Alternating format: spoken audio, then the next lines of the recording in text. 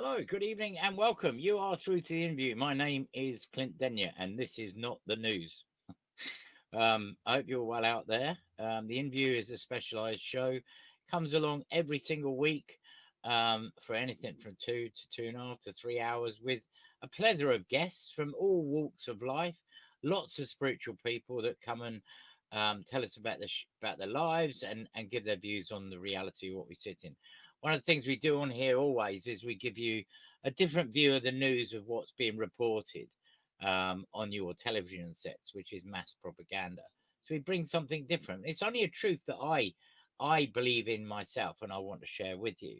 And in that truth that I share with you, it is something that links up with inside yourself. And it's fantastic. Everyone that has joined the Inview and listens every week, I'm very, very grateful. And the Inview is going places. Gemma Chamber says, looking forward to today's show. Thank you very much. It's going to be very exciting. It's going to be very different because every show is. We never know what it brings up. And to give you an idea who's on tonight, we have got obviously news of the week, which we're going to run from 7 to 7:30 tonight. I've got loads of stuff to talk about. And then we have the amazing Andy and Denise, owners of Sangha House, Health and Wellbeing Centre in Taunton. They will be talking about the spiritual core elements of today's living and what Sangha House brings to the world and offers in this difficult time. So I had a bit of bread earlier on, and I guess repeating on me. Um, yeah, Sangha House. I haven't been there yet, but Sangha House is in Taunton and in Somerset, and it is a health and well-being centre. They do everything from yoga to meditation to all sorts of different things. So they're on at 7:30 tonight. 8 o'clock tonight, we have the amazing Teresa Searle bringing her astrological guidance for the month of December and beyond. Unfortunately, Teresa can't be with us tonight, but you have me doing I'm not doing it anywhere near as good as what Teresa Searle does, but she has sent me through all the information. So I will be doing the astrological guidance for the month of December, has been written by Teresa Searle at 8 o'clock or somewhere around that. And then 8:30 tonight, we have got the return of Dr. Horace Norris. Now, people would not have heard of that name before. He's groundbreaking inventor. And he invented something called the Orgasmatron a long time ago, and and now he's got an upgrade to that. So he's got an updated Orgasmatron 2. And I know we've had him on the show before, and he's talked about this invention. He's actually been in the invention and gave us a demonstration of what it does as well, the Orgasmatron. So that'll be very interesting. He's on roughly about 8:30, 8:45, something like that tonight. Is our last guest tonight. So unfortunately, I haven't got Teresa, but don't worry, all those out there that want to know the stars and what's going on for the month of December, she has sent it all to me. So you've got an extra half an hour of me tonight. What about that? So, don't switch off now. Um, Bev Keating says, hey up, birthday boy from Lee George. Yes, it was my birthday this week, just gone. My Earth birthday, that is. Not my soul birthday. It's my Earth birthday on this planet. And I'm not going to tell you how old I am, but it was a good day, yes. And obviously, in the situation we sit in, and my cousin bro, Jason's birthday is the day before mine on the 26th. Mine was 27th. So we were going to have some sort of joint celebration, but it never happened because obviously we are locked down, if you didn't realize that. But yippee! And we can celebrate because obviously that comes to an end, lockdown, on the 2nd, which I think is Wednesday this week. But of course it doesn't, does it? Unfortunately, what we've got in this what I can only describe fascist dictatorship that we have, which is limiting us constantly and daily in where we go, what we do, and telling us what we can and can't do in our own time, and obviously limiting what we can do and where we can go as well. So, we aren't coming out of lockdown, unfortunately, and my heart goes out to many, many, many, many millions of people up and down this country that are actually in tier 3, which means it's pretty much similar to what we've got now, except I do feel that shops are open, but you can't go to them because you've got to stay at home unless you work, unless you don't work from home, then you can go you can go out. But if you don't go out, do stay at home and and do, and do work from home. I don't. I mean, please don't think I'm jesting about the whole thing. It's just I'm absolutely sick to death of a bunch of imbeciles that we have that is running this country from shadows, basically. And it's all over the world. It's not just this country, but this country is the government has been totally incompetent beyond belief. So, what happens now is the fact that we come out of lockdown on Wednesday the second. I think it's Wednesday. And then we're in the tier structure 1, 2, and 3. And there's only a few places, Cornwall, the Isles of Scilly, where perhaps I should go and actually do my show. I'd probably fit in quite well in the Isles of Scilly, and the Isle of Wight. They're all tier 1, which means that pretty much you can do everything, go everywhere. In tier 2, it's very different because all the shops are open and certain things are open, but you've still got to stay at home. You've got to be careful, and you've got to do this and you've got to do that. And obviously, one of the places I like to frequent, as I know a lot of people do, is I like to sample an inn, a pub, if you like. And in tier 1, you're fine, but in tier 2, I'm going to talk about that in a minute. But it's disgusting, and it breaks every civil liberty. Now, and then tier 3, obviously, is pretty much like a lockdown now. How much longer is this country and the people in it going to poke up with this? Because I do feel that it's getting to breaking point. And this is on top of Brexit that's around the corner on the 1st of January, which is on top of COVID, because and the 5 days that we're going to be able to spend doing whatever we like with our people that all gather, 3 families, and regardless of COVID, because it has some time off. It's on holiday then, apparently. But apparently, after that, we potentially would go in another national lockdown. I mean, look, we're bouncing around here like a bloody yo-yo. Do you know what I mean? Now, obviously, this tier structure only comes into place if it's agreed by Parliament, which I think is Monday or Tuesday next week. And at the moment, Boris Johnson, who's got an 82-seat majority, has got an enormous, I think, 100 MPs that are against this tier structure. Because I can understand why. Because there are parts of the country that they've lumped it all into one place rather than they should segregate it locally. But the fact is, you know my views, and I'll only give my views, is the fact that when this first came out, I thought, what a load of rubbish. And to be honest, it hasn't changed since. So Boris Johnson this weekend has been arm twisting and appeasement yesterday in a bid to stem a revolt by Tory MPs. Up to 100 are threatening to vote down his tough new COVID tiers this week. And Boris Johnson has actually come back in a newspaper and actually said this is the tier structure is only a run to February. But that's interesting, isn't it? Because actually people are furloughed until March. But now they're talking about this ain't going to change to Easter, which is April.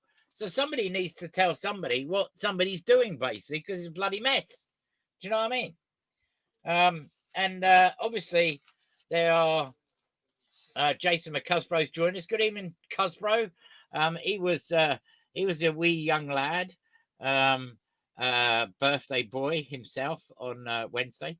Gemma Jane Brooks says lockdown is reducing people to tears. Yeah, it literally is. And believe me, there is people out there in tears. And she says it will all end in tears. Yes, it will. I know, unfortunately. So he is arm twisting people to make sure he gets the vote this week. And obviously he's gone back on his word on a lot of things as well, because he's also, Boris Johnson secretly scrapped the flagship promise to roll out super fast internet to every home by 2025. The turbocharged new infrastructure is not going to be there. What do we think about that? You know, I mean, how many? Look, if you promise something and you don't deliver on it, which clearly this government has done many, many times, you wouldn't last in a job, would you? You wouldn't be there. you'd have to leave. What else have we got here? Well, it says here, tears to Easter, and it all ended in tears, as Gemma says. Easter Monday has been penciled in for the lifting of strict COVID tiers, the Sun can reveal. Boris Johnson hopes coronavirus will have tailed off by April the 5th. Or perhaps it might have gone on another holiday, like at Christmas, because at Christmas there isn't going to be any COVID, is there, for 5 days? Because it's been told that it's got some time off. This is the thing that really annoys me, right? And this is how draconian we're getting in this reality. Boozers in tier 2. And where I am is tier 2. A lot of people are tier 2, but there's a lot of people in tier 3. Boozers in tier 2 will be barred from having a drink after they finish their substantial meal, because they cannot actually go in a pub and have a beer. They must have a substantial meal. Can somebody tell me how COVID knows that somebody drinking a beer or somebody eating food and drinking a beer is safer than somebody just drinking a beer? Somebody tell me that. What's that all about? So they'll have to finish their drink, their substantial meal. They can finish a bottle of wine or what's in their glass, but not order another alcoholic drink. So all the time you've got food on the table, you could keep ordering drinks. And if you and you finish your food, you can't go and get another drink. What are we living in? What the bloody hell are we living in this country? It's ridiculous.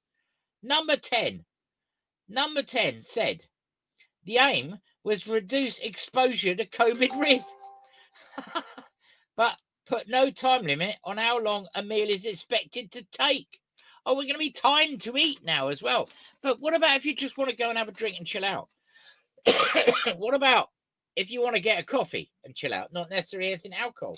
But for those millions of people that like a beer and like to wander to the pub, that are opening this week, that you cannot go in tier 2 unless you have a substantial meal. It's pathetic. Absolutely pathetic. A spokesman said, "We expect people to act reasonably."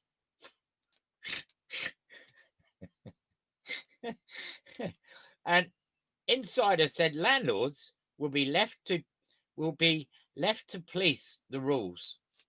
And the campaign for pubs called the guidance absurd and said you'll no doubt see people eating very slowly in tier 2.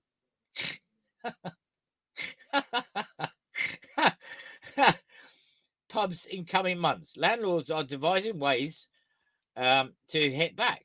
Gary Murphy, he's 50, of the Old Mitre in Hyde Barnet, North London, a tier 2 area, has put a quick cook grub on his menu and slashed prices to get people in and drinking quickly. The King's Head in Gosfield in Essex is serving the Boris menu with 99p starters and puds and 199 mains. Triple Point Brewery in Sheffield, tier 3, has launched a beer called Substantial Meal to sell online. Who are they to tell us we can't have a drink? What world do we live in? Jane Brooks says Guinness is a substantial meal itself. You're right there. It's as good as having a 3-course meal. She also says thing is whether just drinking or drinking and eating, everyone will soon be using the same toilet, not cleaned between people. That's true. I think it's to keep poor people out of restaurants, as it's quiet for more well-off. And Jason said, "Oh, plenty of mold there." We had Mr. Mold on last week. Gemma says, "Just buy one meal between 4." That's a brilliant idea. One beef burger meal between 4 people. Do you know how many people are going to buy a meal and actually not eat it? It'll sit on the table. They're not going to eat it because they just want to drink. So they might go in Wetherspoons or another such establishment, buy their whatever's on offer, and they get a beer with it anyway, and then have it on the table sitting there. Well, they're there for 2 hours, not eat any of it, and keep going up and getting a beer. And bear in mind, you can't go to the bar because we have to table service. She also says, I'd use children's cutlery so it takes longer to eat. And then she says, bring your own meal. I'll tell you what, though. I mean, we're laughing about it, but, you know, come on. Where are we going with this? Aren't you sick to death of this absolute bollocks that we've got? You know, you can't do this. You can't do that. You know, because COVID obviously is attracted to people that drink beer or wine or anything alcoholic or coffee. It doesn't go near people that have substantial meals. Another thing here, fat. I mean, this is wrong in itself. I think this is really defecating against fat people. In this paper, it says fat Brits will get vaccinated against COVID before millions in their 60s, guidelines reveal. At-risk adults have moved up to 6th priority group ahead of those under 65 and include asthmatics, kidney patients, diabetics, and the morbidly obese and the immune suppressed. Tubby adults are twice as likely to be killed by corona. How do they know that? It's absolute rubbish. Tubby people. Who writes this rubbish? Tubby adults are twice as likely to be killed by coronavirus. Absolute bollocks. Priority. Health officials said the Pfizer drug could be approved next week. Well, why don't they approve it now? Why don't they approve it actually before Trump actually got in power? Let me tell you something. Isn't it interesting that we have not one, not two, not three, not four? We've nearly got a top 10 of vaccines that's coming out for everyone to have. It's going to be the savior. Hallelujah. The savior. A vaccine. Put that shit in you and you're going to be down the pan. Do you know what I mean? I don't believe in it. Don't believe what's in it. And I don't believe what their intention is. And they're not coming anywhere near me with a needle. I can tell you. I don't want to feel any prick at all. Bleak Friday. This is an ongoing story. England's high streets flop, but they're packed in Wales. Yes, Wales are out of lockdown. And England's high streets are like ghost towns for Black Friday. Black Friday. Who invents this rubbish? You know what I mean? Black Friday, which it should actually read non-colour Friday, to be honest. Obviously, no one's shopping because you're not allowed to, and the shops are shut. But in Wales, everyone's going out buying loads of stuff. And I wonder where these people got the money from. People are starving out. People are mentally damaged by what they're going through. People are believing what they read on the news, that fear porn rubbish that's on there, and stay in their house and do nothing. And then the old people that are not in a home, that are at home, that can't see their family, that are scared stiff to turn the gas fire on because they can't afford it, are scared stiff to go to the supermarket to buy any food, so they starve. That's the world we live in. It's disgusting. Police have been patrolling Welsh high streets to catch shoppers. Can you believe this? I can't believe what I'm reading. Sorry, I can't believe it. I mean, we live in the 21st century. Police have been patrolling Welsh high streets to catch shoppers from England nipping across the border to snap up Black Friday bargains. With stores in Wales now open, but most of England still in lockdown, thousands flocked to Cardiff city centre yesterday, and cops were given extra powers to carry out random vehicle checks until 5 p.m. tomorrow. What happens after 5 p.m? Well, no one gives a monkeys, obviously. I'm sick of it. I really am. Absolutely sick of it. Gemma says, I reckon they still won't lift restrictions after vaccine. I don't think they will. I think we'll have social distancing and we have to wear them stupid masks that actually, you know, all of the effluent that we normally breathe out, we breathe in again. It's recycling, but it's all rubbish. Apparently, the organisation is set to approve the vaccine this week has allegedly received funding from the Bill and Melinda Gates Foundation. What a surprise! What a surprise! You know, those two horrible, devious people, nasty. And if someone is pre-ordering millions of doses before it's approved, then they must be certain it will be. Well, they've ordered millions and millions and millions and millions of vaccine for everyone, all types of vaccine, but they're all great apparently. But let's see what happens. None of them have been tested properly, and let's see what happens when actually, when somebody takes one. How long is it last? Does it last 1 hour, 1 day, 1 year, 2 years, 6 months? What's the time limit on it? You know what I mean? It's rubbish. Moving away from bloody awful COVID. Palace servant's medal theft rap. A servant to the Queen has been charged with stealing 2 prestigious medals from Buckingham Palace. Adamo Canto, 37, allegedly took a companion of the Order of the Bath Gong and a commander of the Royal Victoria Order medal, worth about 350 quid, and he put it on eBay for auction apparently. And also here, Philip, this is Prince Philip. Yeah, it's Prince Philip, you know, the person that actually is the most rudest, arrogant man. Well, is he a man? Extraterrestrial I've ever seen. Prince Philip once had a heart-to-heart with TV psychic Uri Geller about UFOs and ET. Uri, 73, claimed they had a precious golden 15 minutes together. And that's 15 minutes is very prevalent, because just before I finish this story, what they're saying now, when the shops do open, they're telling you that you must spend no longer than 15 minutes in a shop. No longer. That's it. 15 minutes. So you must time yourself when you go in. When you go in for your shop or whatever shop you're going in, you've got 15 minutes. Now you've got to get out. Bev Keaton says 465,000 people died of flu last year with a tested vaccine. Yes, precisely. Rest my case. I totally agree with you, Beth. Now, Prince Philip, what astounded me was the knowledge Prince Philip had about extraterrestrial life. Well, what a surprise there. Do you know what I mean? It wouldn't surprise me, to be honest, because when they take off their human skins, they are extraterrestrial. UFOs, consciousness, the universe and beyond. He said he believed UFOs existed. Of course he does, because he is one of them.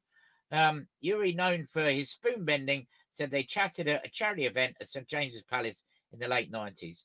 We told this week how Philip, 99, has been long fascinated by UFO and alien theories. Well, he probably wants to know about his people, where he comes, that dark ooze, dark, crony old crowd. Do you know what I mean? Don't forget, coming up, we have got Andy and Denise from Sangha House in Taunton, which is a Wellbeing and a retreat, basically, for people to go along and have exercise classes, meditation, many different things. Always like them on. They're a very fascinating couple. Another story here. One of Britain's oldest trees has changed sex after 3,000 years. How does a tree change sex? An ancient 55-foot yew has switched from male to female, with some experts blaming it on stress. So this tree is suffering from COVID stress as well. It's now not a male tree, it's a female tree, because it's stressed. For 3 millennia, the tree has been producing small cones, a sign of being male. But one of its many visitors recently noticed it had begun growing bright red berries, indicating it was now female. Woodland Trust spokesman Ruby Harrison, no age this time, wow, said the switch could be a response to stress or a change in the environment. Church warden Simon Baldwin, 66, said there are 66 years, by the way. There are a lot of people who are interested and come and see the trees, which are quite magnificent. I'm aware of the phenomena that they change sex. Europe's oldest yew tree, a 5,000-year-old male in Perthshire, Scotland, began producing berries in 2015. So there we have a tree going from it's cross-gender tree, isn't it? You know, and we live in this society that, you know, you can be male, female, you can be both, you can be all sorts, can't you? And you know, it's trees are the same. You know, I used to know something called trees are green, the oldest joke in the world. But yeah, apparently it's changed sex. Bev Keaton says Prince Philip the Greek was the orchestrator behind Diana's murder. Yeah, don't get me started on that. You're absolutely right. The whole royal family got blood on their hands from Princess Diana, who's been in the news and always in the news. And the interview that happened with Bashir, and it's interesting, Bashir couldn't be interviewed himself because he's in hiding and he's not well. Has he got COVID or has he changed sex to a tree? The thing is that interview I watched, it was really revealing, and I've watched a lot of The Crown with Princess Diana in it, or a replica of her, and how the family treated her. And they say it's fictional, but there is some truth in it.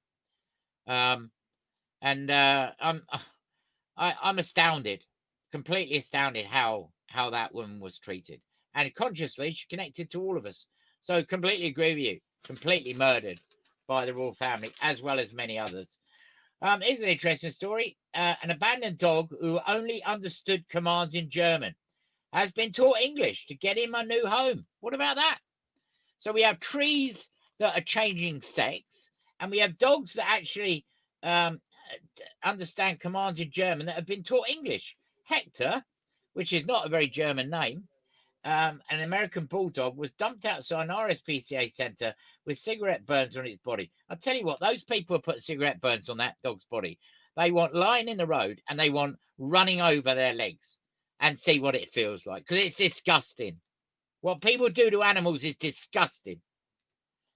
Staff took him in, but realised his owner was German after checking CCTV and spotting foreign reg plates on the car. So he must have just dumped him. Do you know what I mean? Since then, Hector's been brushing up on his English and can now respond to commands in both languages. He was left tied with a short chain and with a hefty muzzle outside the RSPCA in Leeds on August the 1st. The centre's animal care manager, Lucinda Hodgson, said he wasn't responding to any English commands, so given the foreign plates in the car, we decided to try some different language. It emerged he was actually quite well trained and knew several commands in German. Yobo! Yobo! Gemma said, I wonder if Diane was bumped off as she was going to reveal what Andrew likes doing in his spare time. Yes. And the many other things as well, because she was bumped off because she was actually 3 months pregnant by Dodie. And obviously she was also causing huge ripples and waves in the landmines and bomb making fraternity, because she was against all that and getting signed up with loads and loads of people. So they had to go for that. And also what's interesting is the fact that obviously she was going out with a Muslim, and the royal family would never allow that. Gemma says, my dog thinks her name is Get in Your Bed. I wonder what that would be German. Another, Bev Keaton says, Charles and Camilla are cousins. Yes. The risk of inbred heir to the throne was too great. That's why they brought in Diana. Absolutely bloodline with the Rockefellers. I agree. I mean, she's baby machine. That's all she was.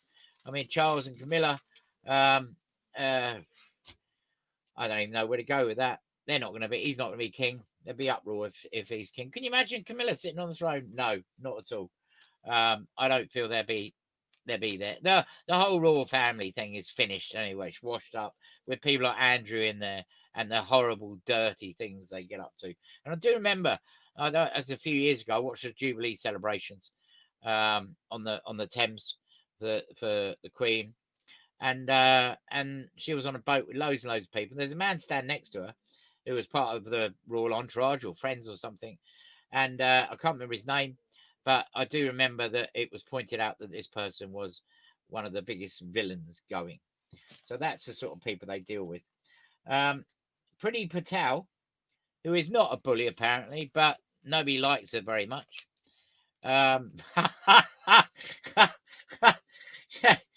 Gemma says, there goes your MBE, Clint. Yeah, well, I wouldn't have one anyway. I would tell him where to put it, I'll tell you. Britain, listen to this. This is bonkers. Britain has signed a deal with France to halt the tide of migrants crossing the channel in small boats. Home Secretary Priti Patel won a lengthy battle to mount a joint crackdown on people traffickers. Her French counterpart, Gerard Darman, agreed from this week to double patrols guarding a 90-mile stretch of coast um, used by gangs. Listen to this. Britain will contribute up to £28 million, but the final sum will be linked to results. Don't anyone look at what the problem is. The people that are actually migrants are displaced people. And are they all migrants? What are they? Because what I've seen with boats that's coming over from Calais or whatever, these are young men. You could say that they could be part of any terrorist organisation. I'm not saying they are, but they could be. And with that, we have got somebody on the phone. And I do believe this should be Andy and Denise. It is us. Hello. Hello. How are you both? Hello, buddy. We're good. Very well, thank you. How are you? Well, we're all here. Obviously, in lockdown, our hair's all growing and stuff because nobody can cut it. But you know, we're holding on to some positivity somewhere here, aren't we? Because you've got to. Because to be honest, I'm the whatever's in the press or whatever they're coming out with is almost like a cookbook. People have had enough. It is very confusing. It is. Yeah. Immensely confusing. I know, you know, we send loads of love and light and we're spiritual people and all the rest of it. But, you know, I don't like being led down a garden path and left there and have no idea how to get back.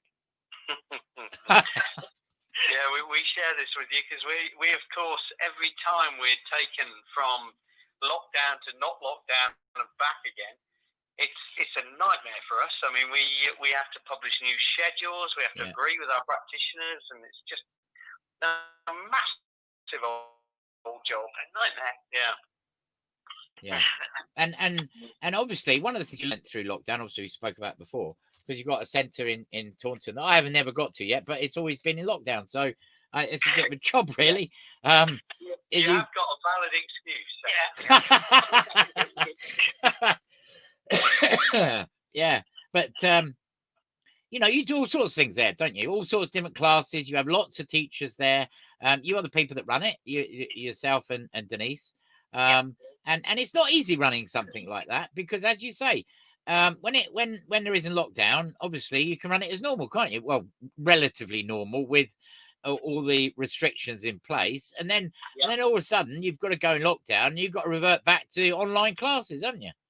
That's right. Yeah. And you know, it's a big family what we have. You know, we've got our sort of 200 members and our team of sort of 30 practitioners. We're one big family. Yeah. Denise and I, we have to keep that together. We have to keep making sure that. But you have to keep some sustenance there with these people because they're getting confused, they're getting lost. They need people like you. Do you know what I mean? Just to bring some balance back to themselves in this ridiculously crazy world we live in. Definitely, yeah. I mean, a lot of our members are saying to us, especially this time, because it's, you can't go out and sit in your garden or whatever it is, those people who are lucky enough to have gardens, but you can't do that this time. So lots of our members are saying, I don't know what I'd do without you guys. Yeah. And it's a lovely thing to be able to do for people, but equally, you've got to hold it all together, and it's not easy sometimes. It's not easy. And I mean, I'm sure when you hear, well, we're going lockdown, you go, oh my God, not again. And I mean, obviously, I expect, because you learnt some things in relation to in lockdown because you started online. So I expect you're still doing some of that. Oh, a lot. Without being in lockdown, I expect you're doing some, aren't you? Yeah. We keep even out of lockdown, we keep about 25 online classes a week running, and that's together with the physical classes that you can come to. Yeah. But with the physical classes, obviously you can't have so many because they all got to stand so far apart or something. That's Right. Yeah. Well, fortunately, actually, now that's all done. Now we're into sort of end of lockdown part 2. We've got all this stuff sorted. So we've got the cleaning rosters, we've got all of that stuff. We've got the markings for the mats all set out at 2 metre distances. So we kind of know a little bit more what we're doing. So it's not quite so bad this time. Yeah. But I think it's been, this lockdown has definitely been tougher because, well, obviously we have winter, but I think people are just tired. So They are. They're fed up, tired, drained, and mentally drained as well. Yeah. So part of our job has been to bring a sense of energy and optimism into that picture. So all of our practitioners have worked really hard in the classes to draw. Hello? Yeah. Yeah, sorry, I lost you then. Yeah, it's doing that is very, driving that enthusiasm and energy is very difficult over a platform like Zoom. Yeah, which everyone's using at this moment in time, aren't they? Yeah, Right. Yeah. very much so. And I should imagine that's getting it's getting nearly as hard as find a bus to be able to get fitted in. You know what? We had a special session last Thursday, and we had 80 people join on Zoom. On Zoom, wow. Yeah, it was amazing. We looked out from our computer, and we just saw this sea of little tiny squares. You could hardly see anyone. It was so good. We loved it. And every single one of them, you could see all of them that were joining you, but they're in little tiny squares and, like little people, really. But that's right, yeah. I saw a thing on Facebook the other week, and do you remember the Muppet Show? I do, yeah. And do you remember at the start of the show?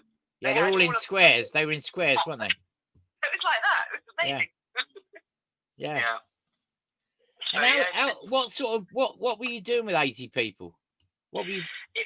It was a talk about the vagus nerve, which is one of the main nerves of the body, which responds really well when you are calm, relaxed, not stressed out, all of that stuff. So it was ways really to help to engage your vagus nerve and maybe not feel quite as stressed out and weirded out as lots of us are at the moment.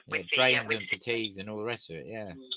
Yeah. But that's a really special. That's really interesting. That's a very specialized.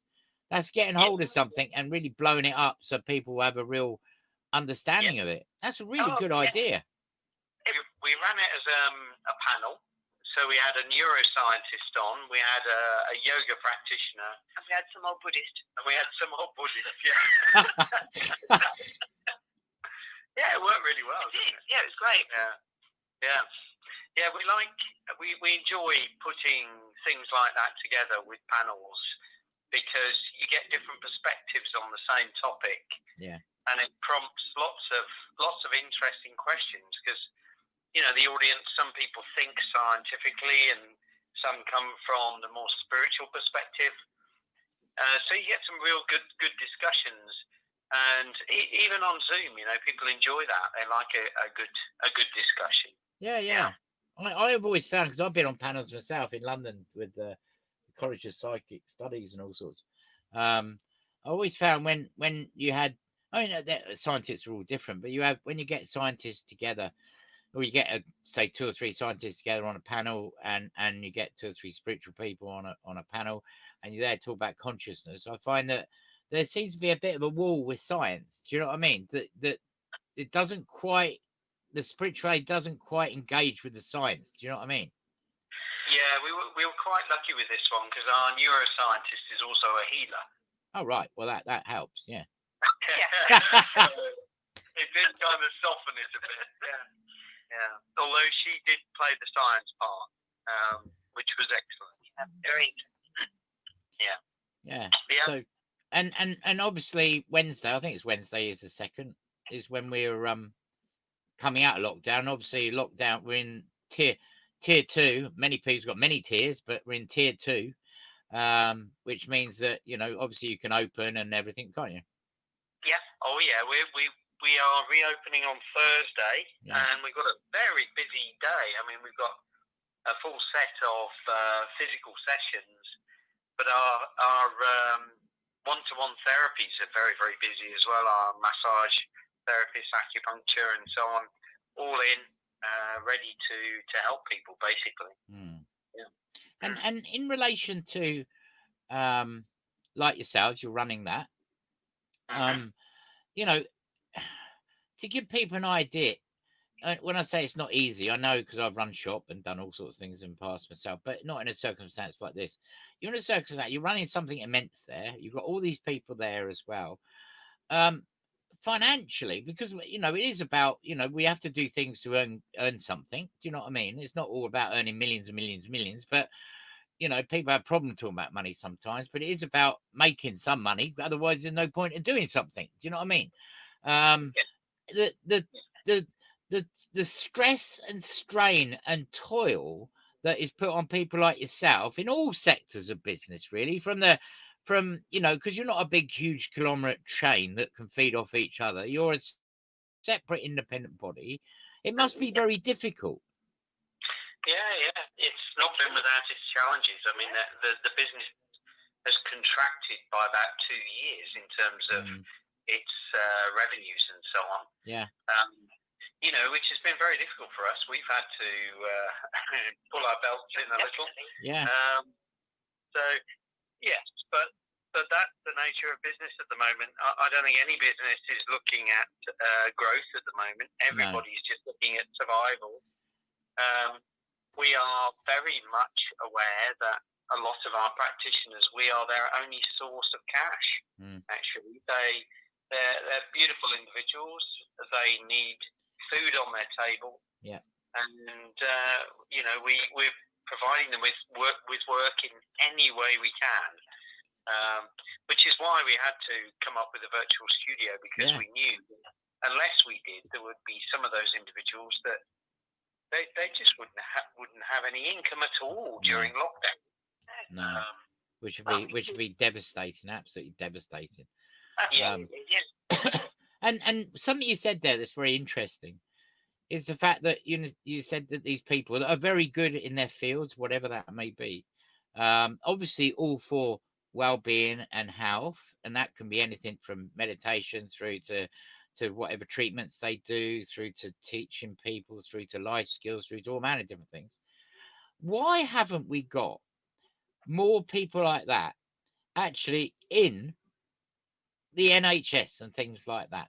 Because technically what we've got is, again, science that is not bringing in to play the medicinal benefits of what you get from the therapies, from the meditation, from aromatherapy, whatever it may be. Do you know what I mean? There doesn't seem to be much of a crossover, does there? No, I'm a big fan of our NHS, actually. But yeah, I'm not knocking it. I'm just saying that why isn't it in it? I think in a nutshell, it has been structured around short-term trauma. That's what our NHS does. If you've got a broken leg, you don't go and see your acupuncturist. No, of course you don't.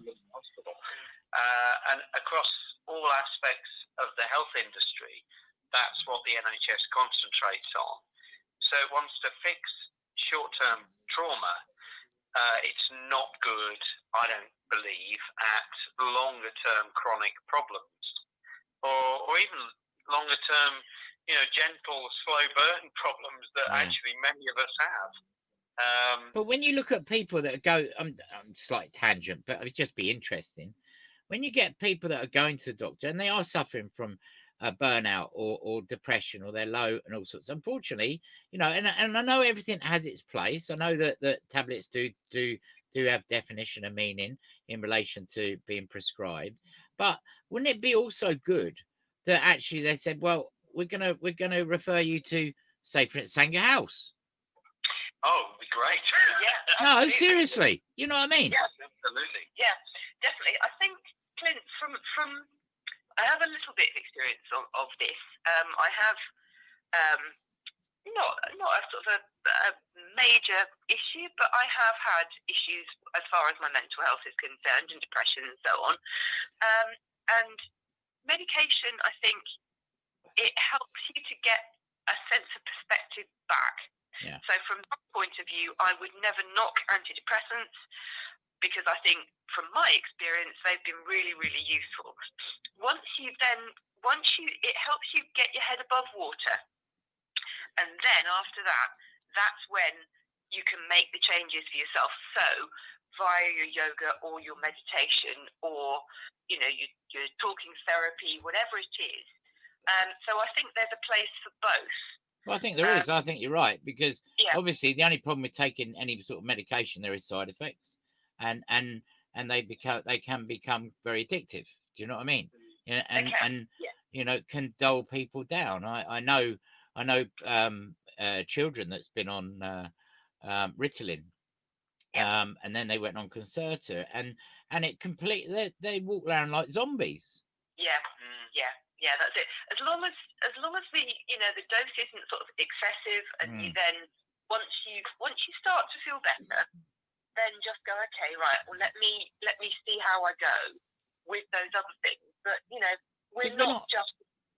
Yeah, I was just going to say, we're not just a bunch of chemicals. No, absolutely. We're not learning anything really, though, are we? Because you do something amazing in that place, and there is a lot, but they are few and far between in relation for people to step off a high street, go and chill out, relax and unwind.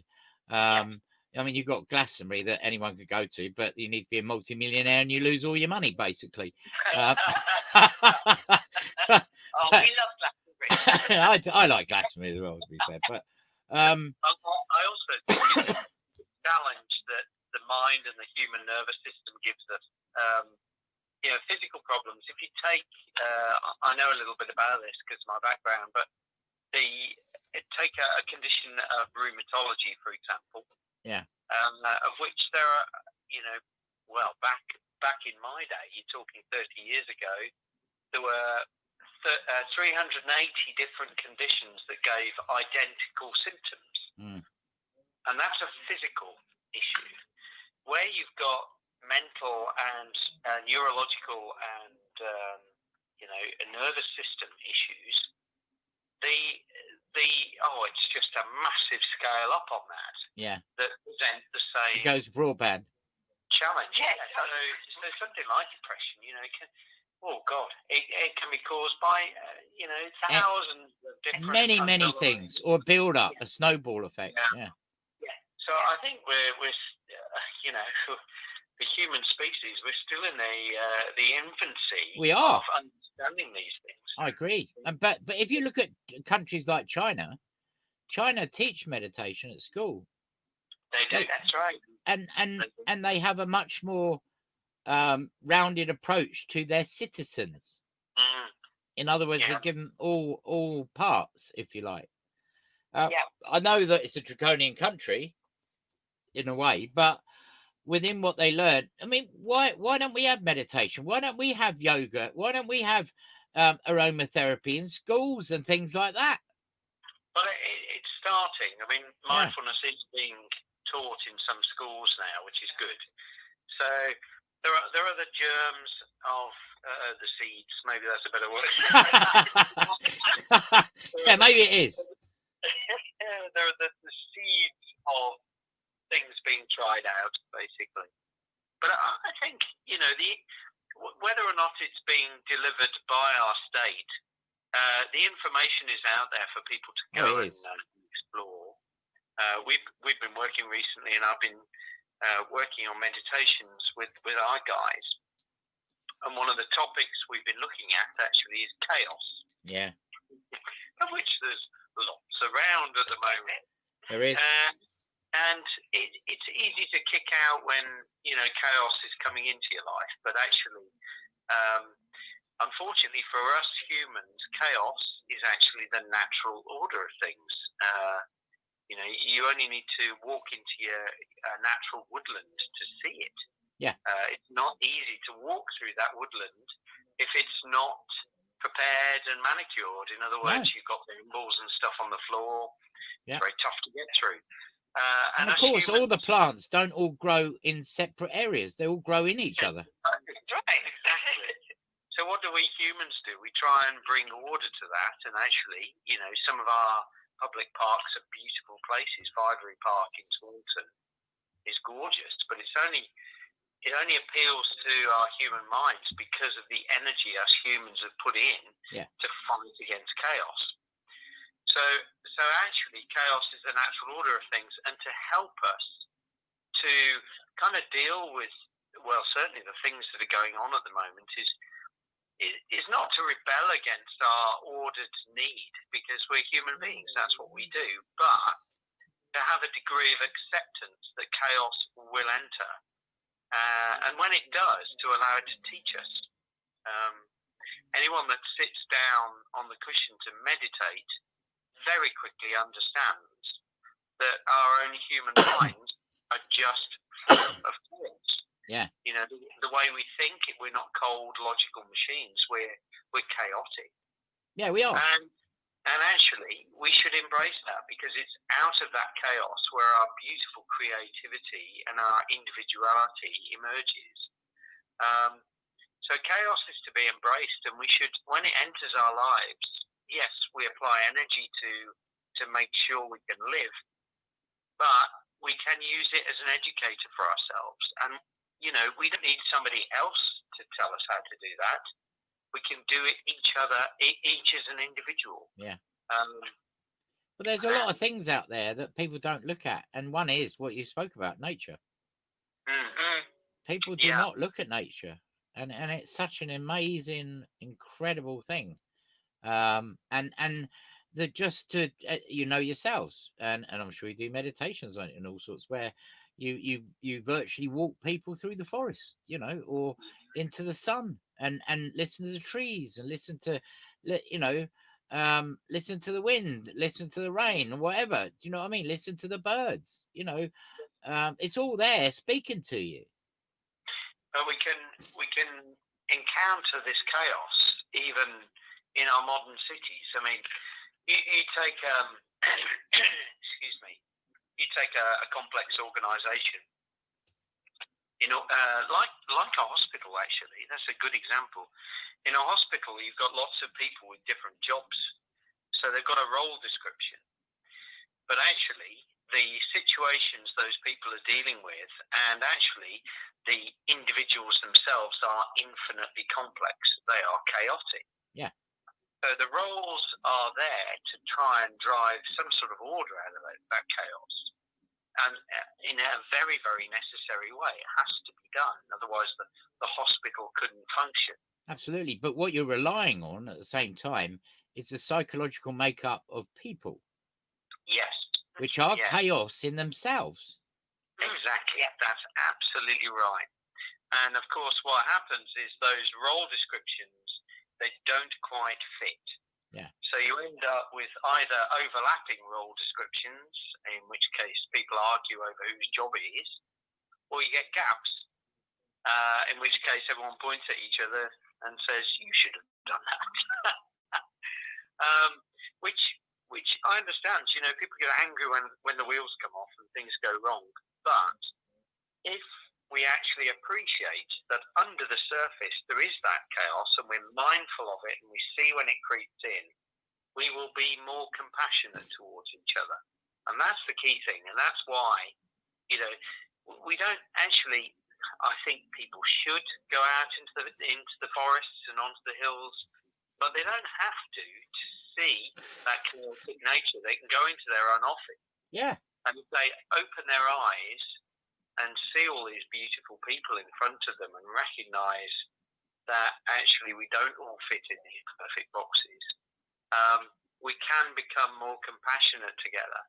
And that is key. That's what takes us forward. It's about care, isn't it, as well? Because it's like the first lockdown. If we had people that really cared, they would understand the enormous stress and everything. Obviously, with the second lockdown coming out of it, but then going into an absolute plethora of a mess for people to get their heads around, which causes more chaos within people. As mad as it sounds, why didn't they put together, or even a television channel that people could just tune into, constant meditations, or this or that or something. Put something there for people instead of and I know a lot of people read book and do things like that, but there's millions of people on PlayStations, Xboxes, you know, not connecting to themselves at all. Give the, even if it's 10 minutes in a day, to give back to themselves.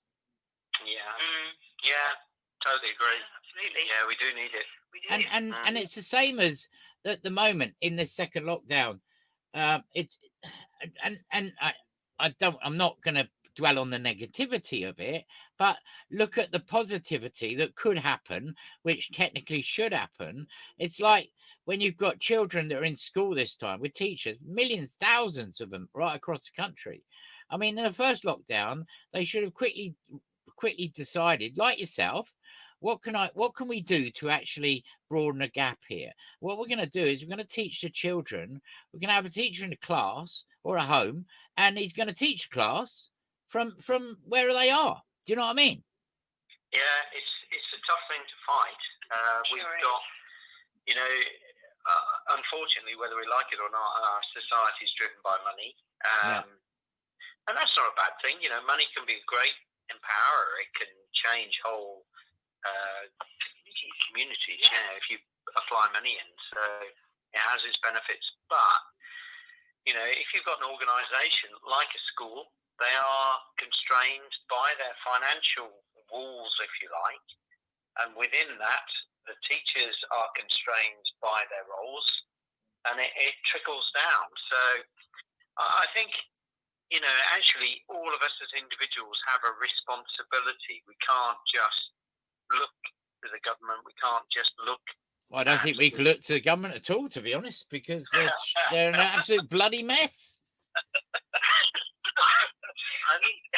I think each of us as individuals have a responsibility to say, how can I break out of this? You know, and actually, the key answer is just through compassion. Just in your own little corner of the world, where the people you touch. You know, compassion has two elements to it. It has empathy. We understand the other person's suffering. And then it has a requirement for change and an intent to change so that you can reduce compassion. Reduce suffering. Yes. And we can all do that. We all have, if we delve into it, an infinite capacity for compassion. Yeah. So well, that is highly motivated to what we class as whatever belief system we have within inside ourselves. Yes. Quite right. Yeah. Under the surface, they're all the same. Yeah. But the problem is that it's disjointed in our reality by, I mean, look, if you run your centre like Boris Johnson runs his government, you would find it very difficult to be there. Do you know what I mean? You will be sacked. I think our job is a little bit easier. I understand that. But if you look at it on another scale, Matthew John says people find it hard to see we're indoctrinated and programmed by the system. It's only going to get better for everyone once they realise we've been duped. Money doesn't exist. It's a piece of paper.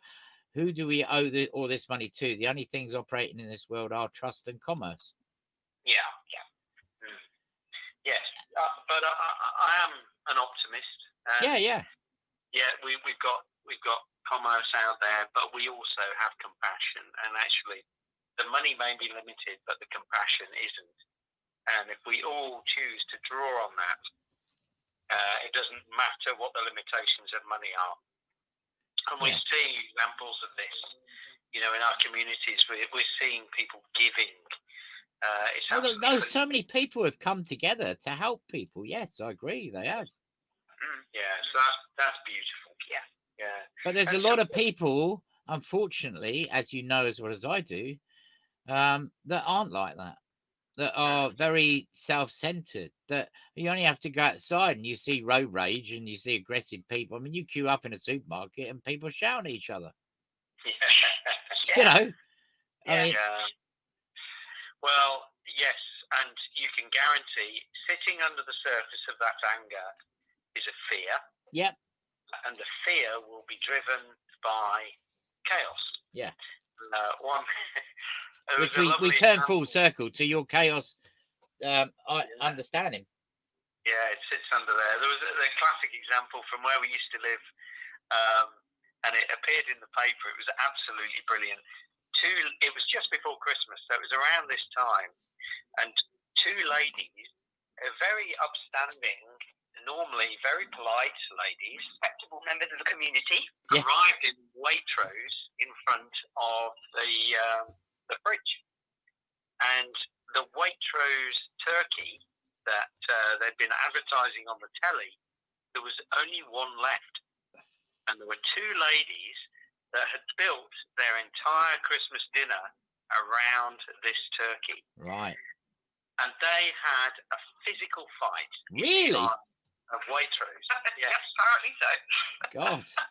So, actually we can all be victims. We might think we're nice, sensible people, and we'd never consider doing that thing. But when chaos interferes... Well, look, when the first lockdown came out, everyone, for some unknown reason, obviously all ate too many curries because they all went and bought toilet rolls. Yeah, what's all that about? I mean, what was that about? Why does everyone need toilet rolls? Well, again, it's fear, and you don't necessarily have to understand your fear. You just know it's there, and it motivates you to act in very odd ways. It does, but you only have to see someone else do it, and we're people that copy. Yeah, we are. Yes, yeah. If you're a sheep and not a shepherd, and I mean that with no disrespect, because people don't realise they're shepherds until they actually wake up. But before that, they see, that person's buying 18 toilet rolls. I'm going to go and get 25, and then somebody else sees it. I'm going to get 40. I'm going to actually buy everything. But there's nothing serious. If we just all of us start to practice things like mindfulness and meditation, and we get in touch with our emotions, and we learn a habit of listening to them, then when we're out there in Waitrose and the wheels come off and we start to feel anger, we just notice it because it's habitual, because we've developed a habit on the cushion of noticing our emotions. Yeah. So then we notice that fear arising in our bodies, and we go, what's this about? And it helps us to step back from throwing the punches and getting angry. But isn't that look, if you look at the fear factor, do you not feel that to a degree there is a mass propagandized of fear in front of people's eyes every day at this moment in time? I mean, people are on television saying all these people are going to die. Do you know what I mean? And it comes from all directions, doesn't it? Fear does. I mean, and this is why I think people are so confused. They probably don't even know what they're fearful of. So you have an individual who is sitting there looking at COVID-19 and reading the news and is fearful of potentially catching it and what it could do to them. Yeah. Then they fire up their Facebook and they read about, lots of the conspiracy theories about the vaccines at the moment, and they feel fear there. And then you're right in the middle of the discussion between the two polar opposites. And you're and the one word that sits between them all is the word trust. Yeah. Because if that trust is broken, then it's very hard to get that trust back. Yeah, and I think to a certain extent you have to look at the materials you're reading and where you're getting your information from. Well, you make a collective understand. I mean, I've been researching things for years and years and years. So I don't believe anything until I've actually looked at it. Do you know what I mean? And I come out and I say lots of things that I feel is a truth. So other people may not feel is a truth, but it's not there to cause negative reaction. It's there to wake people up to go and investigate yourself. When I went all around the world doing talks, when I stood on stage, the first thing I said when I did a talk, I want you all to go away. If you get something, go away and investigate yourself. Yeah. is important that each and every one of us, again, we analyze our thoughts and our actions. So when we're on the court of Facebook and we've got an inkling that we think we know something and we put it out there, someone may read it as fact. Yeah. So we've got to be very, very careful with ourselves and take that responsibility, that compassionate responsibility, and ask ourselves, hang on, do I actually know this? You know, before we cast it out there. Because that's what's going on Facebook. You know, we've got thousands of people who start to read the same things. They get an inkling, they think they understand it, and they go, yeah, I agree with that. And they put it out there, and so the snowball gathers in size. Yeah.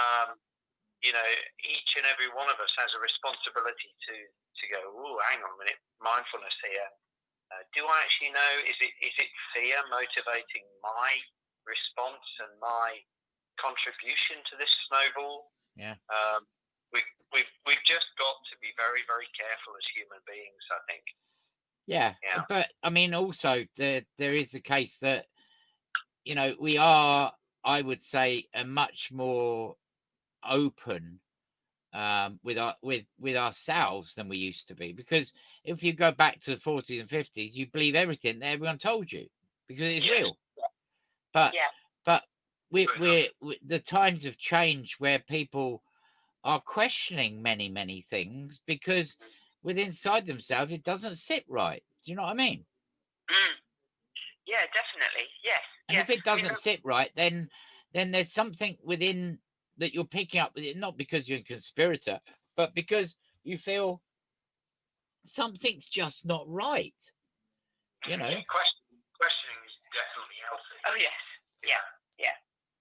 I mean, if you go back to regimes like the Nazi regime, you know, if all of the individuals that were taken along by that had actually questioned things and gone, is this actually compassionate?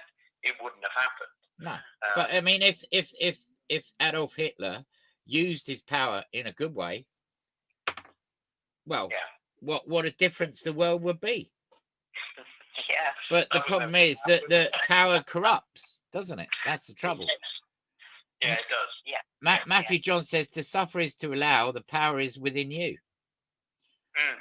And he says money isn't limited. We create the money.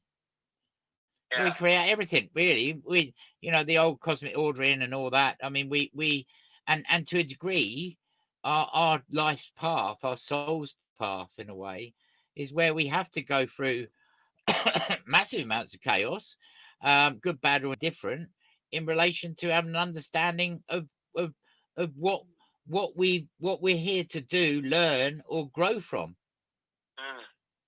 Yeah, I mean, it is a statistical fact that we live in the most compassionate time and the safest time, actually, as a human species. You know, just looking at wars and things like that. So it's pretty clear that we are progressing and we are getting better.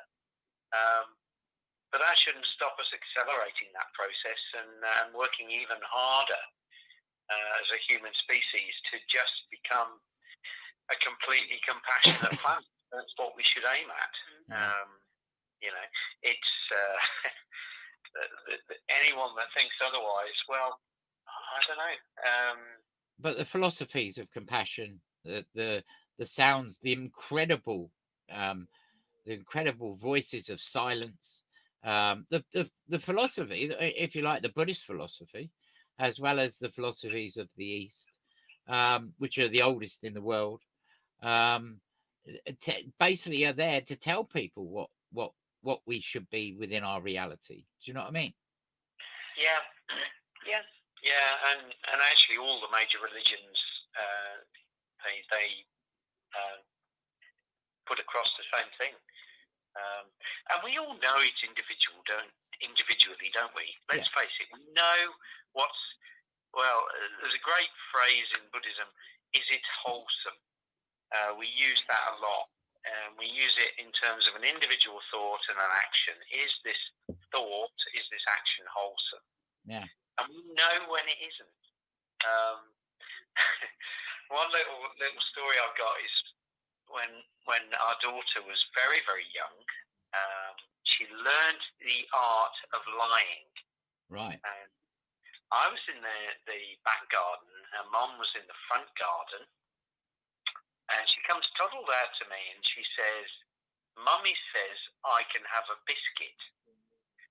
And I said, "Oh, right, okay." And I looked at her and I thought, I'm not sure this adds up. So I took her through to the front garden and I said, "Did she ask you if she could have a biscuit?"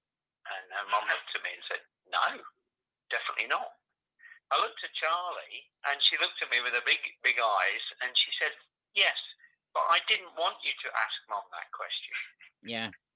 So she knew, even at that young age, that she told an untruth. And we do. We inherently know it.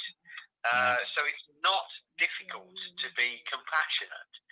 You know, we wrap it up with very, very complex excuses for our behaviour. When the wheels come off and we perhaps let the fear drive anger, and then we find an excuse to cover it up. And we're really, really creative and good at that, which is fine, and we might get away with it. But under the surface, we still know. Yeah. We still know that action, whatever it might have been, which of course was driven by a thought before the action arose, isn't wholesome. Yeah, and that's why just developing a habit of compassion is so powerful. We'll get it wrong, we all do.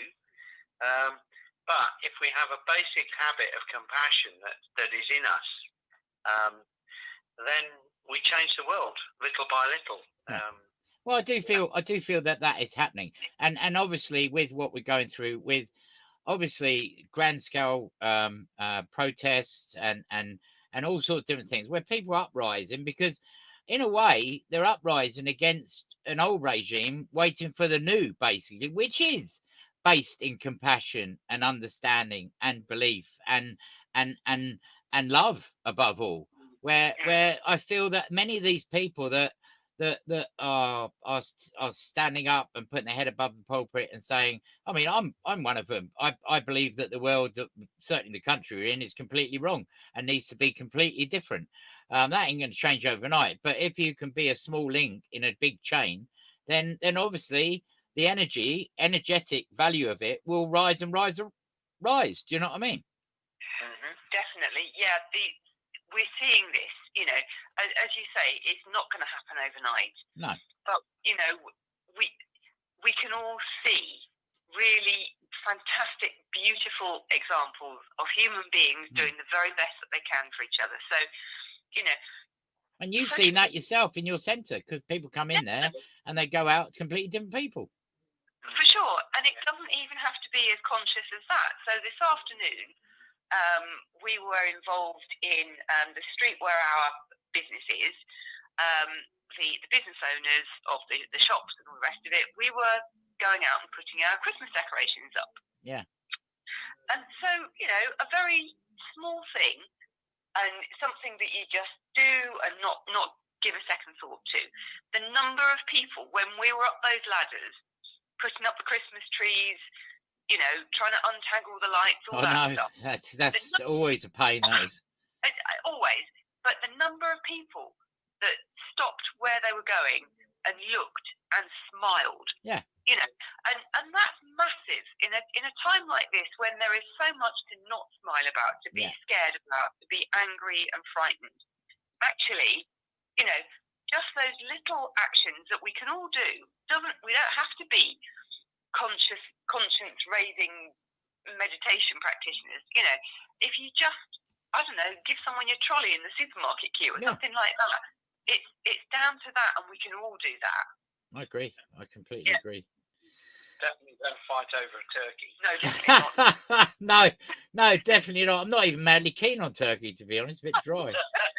But yeah, I mean, the best turkey I have at Christmas is one that's actually walking around your table. I like to see. Definitely, yeah. Go and get beans instead. You two have been amazing as always. I mean, we've gone well over, but it doesn't matter.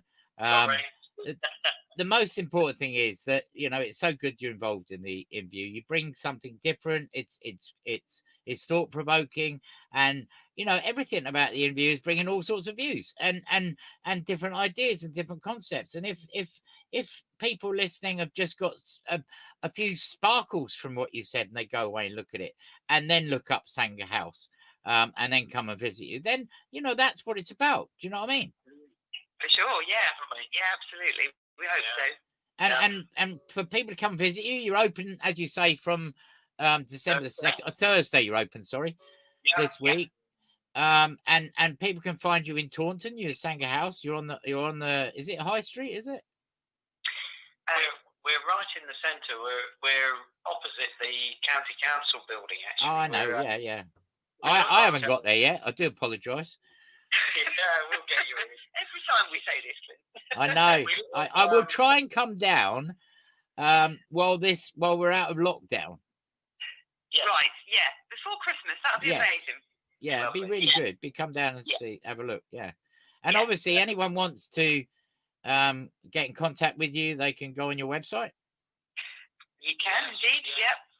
It is thesanghahouse.co.uk. And Sangha's got an unusual spelling. It's spelled Sangha. Okay. It means a group of friends. Yeah. So thesanghahouse.co.uk. But to be honest, we prefer a phone call. Yeah. So 01823 428 156. Brilliant. And obviously all the information of what you do is on there, and you're online as well as physical workshops and things and that as well. So brilliant. Thank you very much. You've been fantastic, Andy it was and lovely Denise. to speak to you again. Thanks. Yeah, it's brilliant. And you know, it's very important. One of the things that's very important is because to give everyone a voice. That's the thing. Do you know what I mean? So they can come out and say, we do this, and please come along and meet us, have a cup of tea and have a chat and everything, you know. Yeah. So for sure. Yeah. All right. Definitely. Well, thank you very much and good luck. And I will try and get down there in my Father Christmas outfit. Excellent. Lovely. Thanks, Clint. All right. Thanks a lot. Bye. All right. Bye. Oh dear. Lovely people. That's Andy Denise from Sangha House in Taunton, Health and Wellbeing Centre. They're online and also physical from Thursday physical lessons and that as well. Meditation, all sorts of things. So I'm going to catch up on some of the comments now that you've come in with. I did some of them just now, but we'd have Teresa Searle on right now, but Teresa's not here this week. But she sent me through everything, so you're going to get me doing the stars. I won't be doing anything like as good as what Teresa would, but I will try and convey it as best I can. But just going through the comments, I was talking earlier on about a tree that's 3,000 or 5,000 years old that is now not a male but a female. And Jason McCusborough says, of course the tree is female. It's a yew. Vicky Rushton says the government is taking the piss and people just comply. Well, they do, unfortunately, but that comes down to also generalized thought patterns of a person.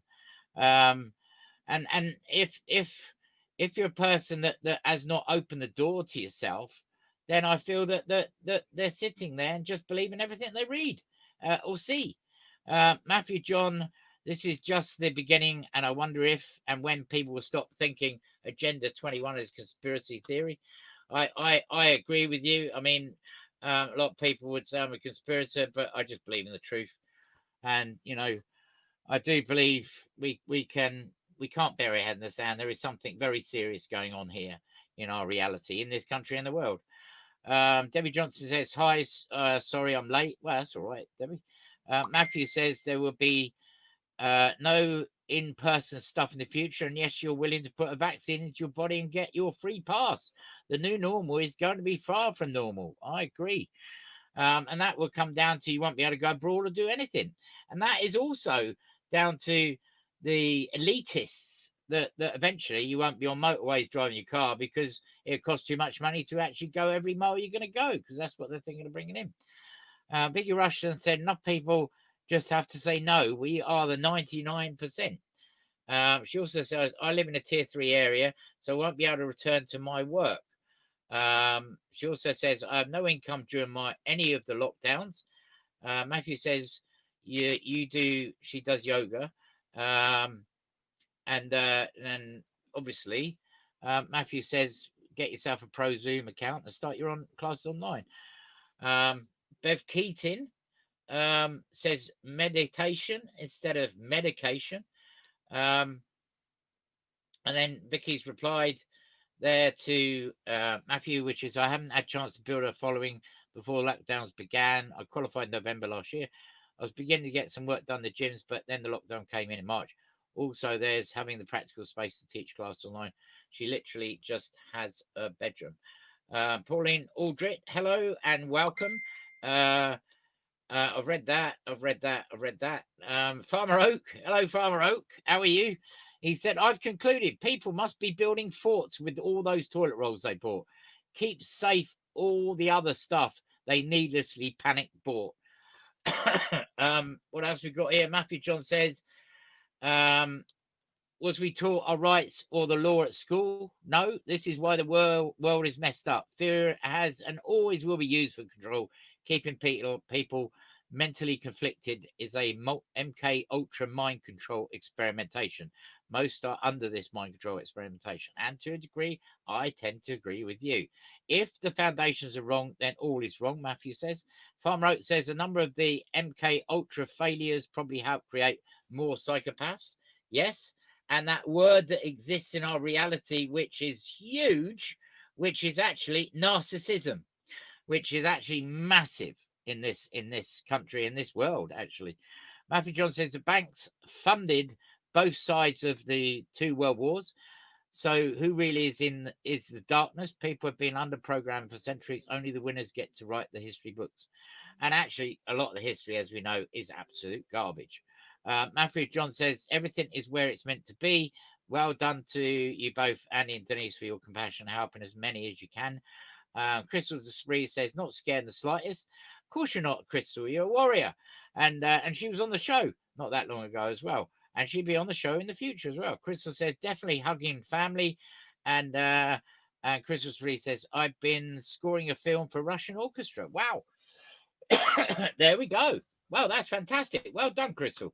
What we have got now is the stars for December coming up. This would normally be done by Teresa Searle, but unfortunately Teresa can't be with us tonight, but she sent it all through to us. This will be on my wall later, on my Facebook wall, so you can read it as well at your heart content. She gives an outline, an overview of December coming up, 2020.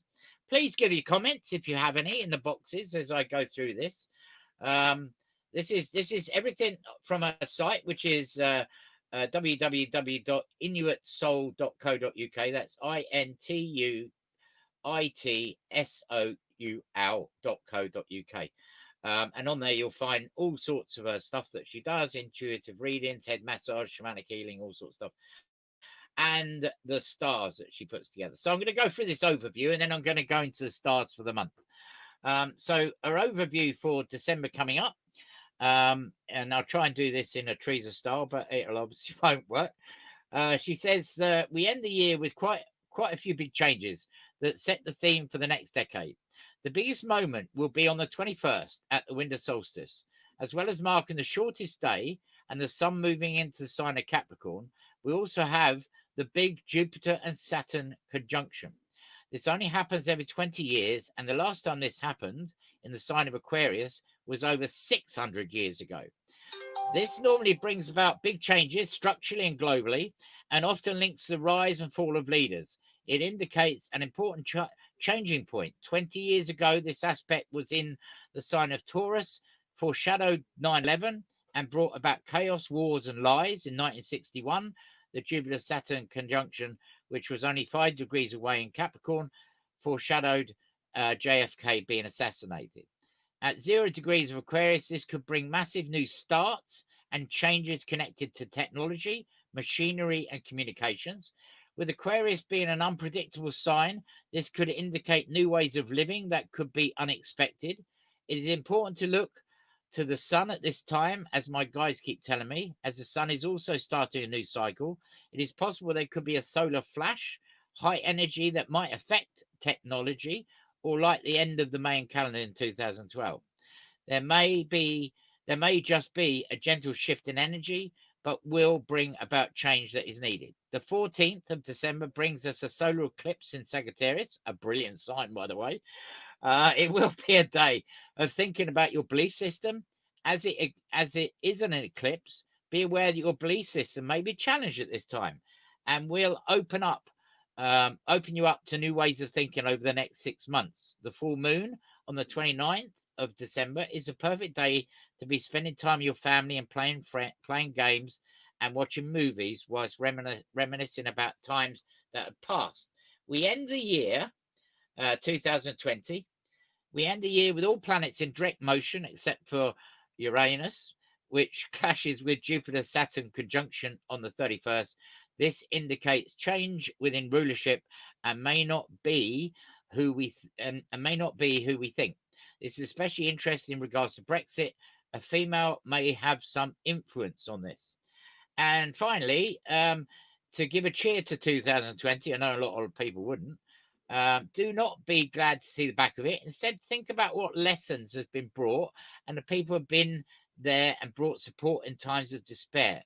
It has taught us to slow down, let go of material aspects and appreciate each other more. That is an overview of the month of December. I'm now going to go into the actual star signs each star sign for December itself. Got the wrong one here. No, maybe I haven't. Here we go. What we've got here, we start off with Aries, and the best days will be the 21st, 22nd, 23rd. It is a month where you can network with others, even if you cannot do face-to-face, and start to feel excited about Christmas. You may have felt like you have had to put a lot of your goals on hold. But from the 14th, at the new moon eclipse, it's full steam ahead and may start a new study or book a holiday. The 21st brings some surprises, especially when it comes to your friendship groups and new opportunities. The full moon on the 29th, you'll be feeling like spending time at home with family. If you cannot be with your family, then make sure you do something nurturing and try to look forward to the future rather than dwelling on the past. That was Aries. We go to Taurus. Taurus, you have had to do a lot of soul searching recently and deciding what it is from life you really want. You may be feeling a little worried about finances and joint resources, whether with a partner or in business, but you have a bright new beginning at the new moon eclipse on the 14th. If you are wanting to embark on a new career or set up your own business, now is the time to push forward and watch the changes that occur over the 6 months. The 21st will have you questioning what it is that you really want from your goals, especially connected to your career. What is your passion? The full moon on the 29th will be a busy day of communicating with friends and family. Keep a notebook handy too, as you may have some enlightening ideas. That is Taurus. We come to Gemini for December. This is Gemini. If you have been finding it difficult to communicate to a loved one, then this is the month to place all your cards on the table, especially at the new moon eclipse on the 14th, as this is your chance for a brand new beginning. Despite the initial uncomfortable feelings you may experience, you will strengthen your bond. The 21st is fast-paced, and you may have your faith tested. This will be just what you need to open your eyes to new experiences. The full moon on the 29th, you will have finances on your mind, so this is a good day to sit down and make a plan going forward into 2021. That is Gemini, and we come to Cancer. You may find yourself starting a new career or doing something to bring yourself some extra pennies. Be careful not to overwork yourself and give yourself time to relax. The new moon eclipse on the 14th gets you thinking about your health and routine. Make sure that you have a good work-life balance, else, else today might bring a few surprises. The 21st will bring you to the realization that something needs to change towards the way you feel about or think about your partner. It is time to start to be more open and may consider ways to work on how to express yourself. The full moon on the 29th, you will feel confident to say what has been on your mind and decide that it is time to make some major changes. That's Cancer. And we come to Leo for the month of December. Leos, this month you are going to feel more sociable and creative. If you have spare time, it will be important to start that activity you have always been thinking about all year. The new moon eclipse on the 14th opens up the door to romance, whether it's a rekindled relationship or something new. You can be sure that the next 6 months will be interesting. The 21st may bring a surprise or two when it comes to relationships with others and how you would like to work with them. The full moon on the 29th, you will be feeling like spending some time on your own, but may hear some surprising news. So don't hide from your feelings. That is Leo. Virgo in December, the beginning of the month, your home is definitely where the heart is. You may be busy decorating with Christmas decorations or giving the interior a bit of spruce up, especially on the new moon eclipse on the 14th. There will be some big change ahead. Maybe you would decide to sell your property or start to renovate one that you already own. Children that have flown the nest may fly home, or one may leave to start their own adventure. The 21st of May have you in a bit of a quandary when it comes to work.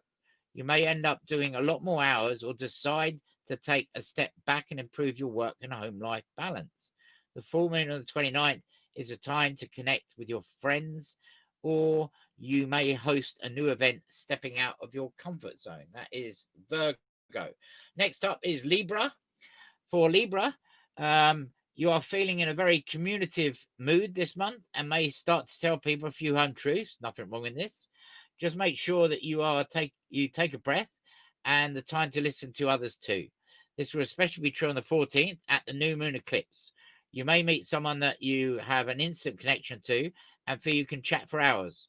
The 21st will bring a spark back into the relationship. Maybe you feel like it hasn't been very exciting of late and need to inject a bit of fun, or you may decide it's time for more stability.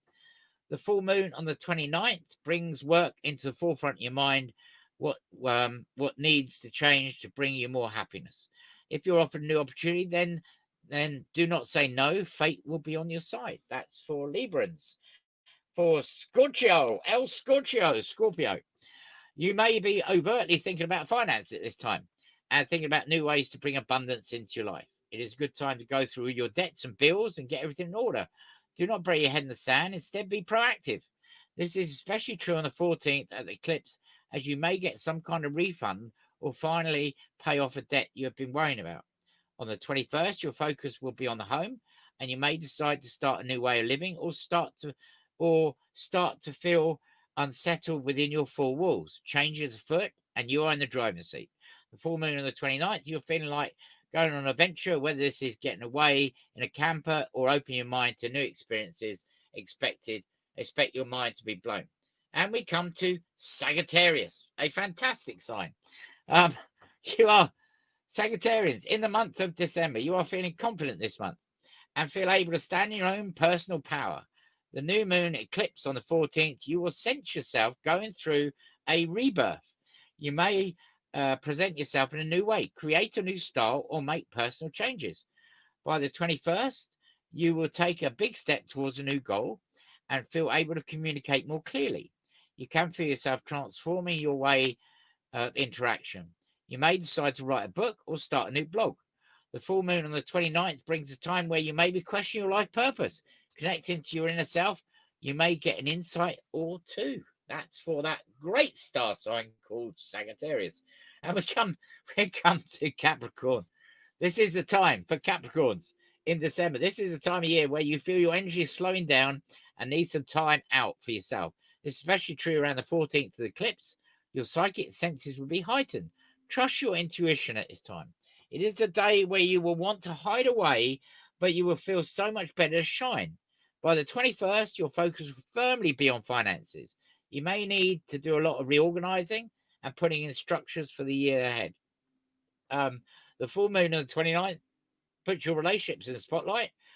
You may have been keeping intense feelings to yourself or fretting about an issue. This day will bring some kind of resolution and you can take a sigh of relief. And we come to Aquarius, the age of Aquarius. Friendships are in the spotlight, and a few of them have brought you some drama of late.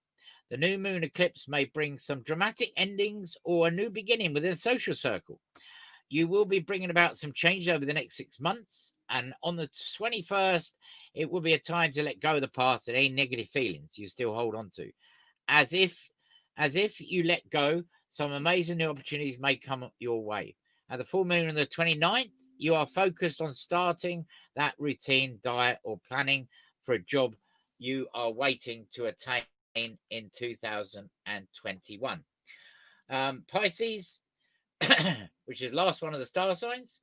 As the year ends, work is very much on your mind. You may be tying up some loose ends or going after a new contract, which will help you to move up the career ladder. The 14th at the eclipse highlights this year, and you may hear some news that you have been waiting for, giving you new projects, a different responsibility, or being recognized for all your hard work. Around the 21st, you will be needing to step a step back from work and enjoy times with others. A conversation you have may lead to you being open-minded and notice a connection between your mind and body.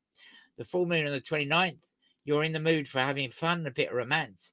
It's a great time to have a date night, and it's important to look outside the box this year and do something a little bit different to surprise your partner. There you are. That is all the stars, the overview for December, and your stars for the month of December horoscopes, which comes from Inuit Soul, Teresa Searle, who sent that over. Thank you very much, Teresa. She will be back as normal, hopefully before the year is done. But if you want to check out that, go to Inuit Soul. That's INTUITSOUL, inuitsoul.co.uk. Thank you very much for that. I hope you enjoyed our guests. We've got some little bit. I'll just read some of these comments that's come up here. Crystal says Leo Sun, Gemini Ascendant, Aquarius Moon. Gemma says I'm Cancerian. That's bang on. Wow, what about that? And Stella says Virgo. Yes, I can go with that. The house thing fits. And Crystal 3 says it all sounds really good. I'll tell you what, I'm really privileged to have Teresa Searle. She is a self-taught astrologer. She's extremely good, and she's been on the show for a long since we've been going, really, and I'm really pleased she is. So she will be back to give us the stars for the new year, obviously in January, what's going to happen, all sorts. So I look forward to that. We have got coming up very soon Dr. Horace Norris. Now, if people don't know who he is he's a inventor who invented the Orgasmatron. This is I'll ask him what that actually means, but he is the inventor of the Orgasmatron, and he's coming on to talk about Orgasmatron 2. So he must have built another prototype. That's going to be very interesting. And while we wait for Dr. Horace Norris, who's probably down in his laboratories as I speak, in his machine, in his Orgasmatron, just a couple more headlines, really. Christmas time, mistletoe is fine. Mistletoe will not be banned, despite fears Christmas kisses under it could spread COVID. But instead of puckering up, you might be able to ask to elbow bump instead. It's not quite the same, is it? Is it really? And you know, what I'm worried about, that in, I don't know, 5 or 10 years' time, people won't even realise what hugging is. Do you know what I mean? Apparently, we had an asteroid that missed us by 240 miles a couple of weeks ago. An asteroid the size of a London bus missed the Earth by a fraction on Friday, the 13th of November. and it passed within 240 miles, the distance from London to Middlesbrough, or the orbit height of the International Space Station. It is the closest an asteroid has come without hitting the planet. Wow, what about that? Nobody knew about it. And then, this perfectly politically correct stuff. We can't now call fishermen fishermen. They are now fisher people or fisher persons, because it's sexist, apparently. A female fisherman has dismissed the BBC's gender-neutral term fisher people as a load of bollocks. And I think we have got Dr. Horace McNorris, groundbreaking inventor of the Orgasmatron, live on our show. Hello. Hello. How are you, Dr. Horace McNorris? Hello, how are you? Yeah, I'm really well. How are you, Dr. Horace McNorris? Yeah, I'm fine. I just got to put down to my laboratory. You're going down to your laboratory, are you? Yeah, just for a little while. I got to pick up my second generation Orgasmatron. Wow. I've had to do a few minor adjustments to it. For people out there that don't know, when you get down there, if you can explain to people what the Orgasmatron, the first one, was, because some people listening might not actually, or watching, may not know what it is. Yeah, hang on, I just got to go down and Okay. get it. Just bear with me. Yeah, I'm bearing. I can hear you walking down the steps. Is it a big laboratory? Is it underneath your house? Yes, it's underneath my shed. It's a long way down. Hang on. Wow. Did you dig it out yourself? I just got to punch in the right key to open the door.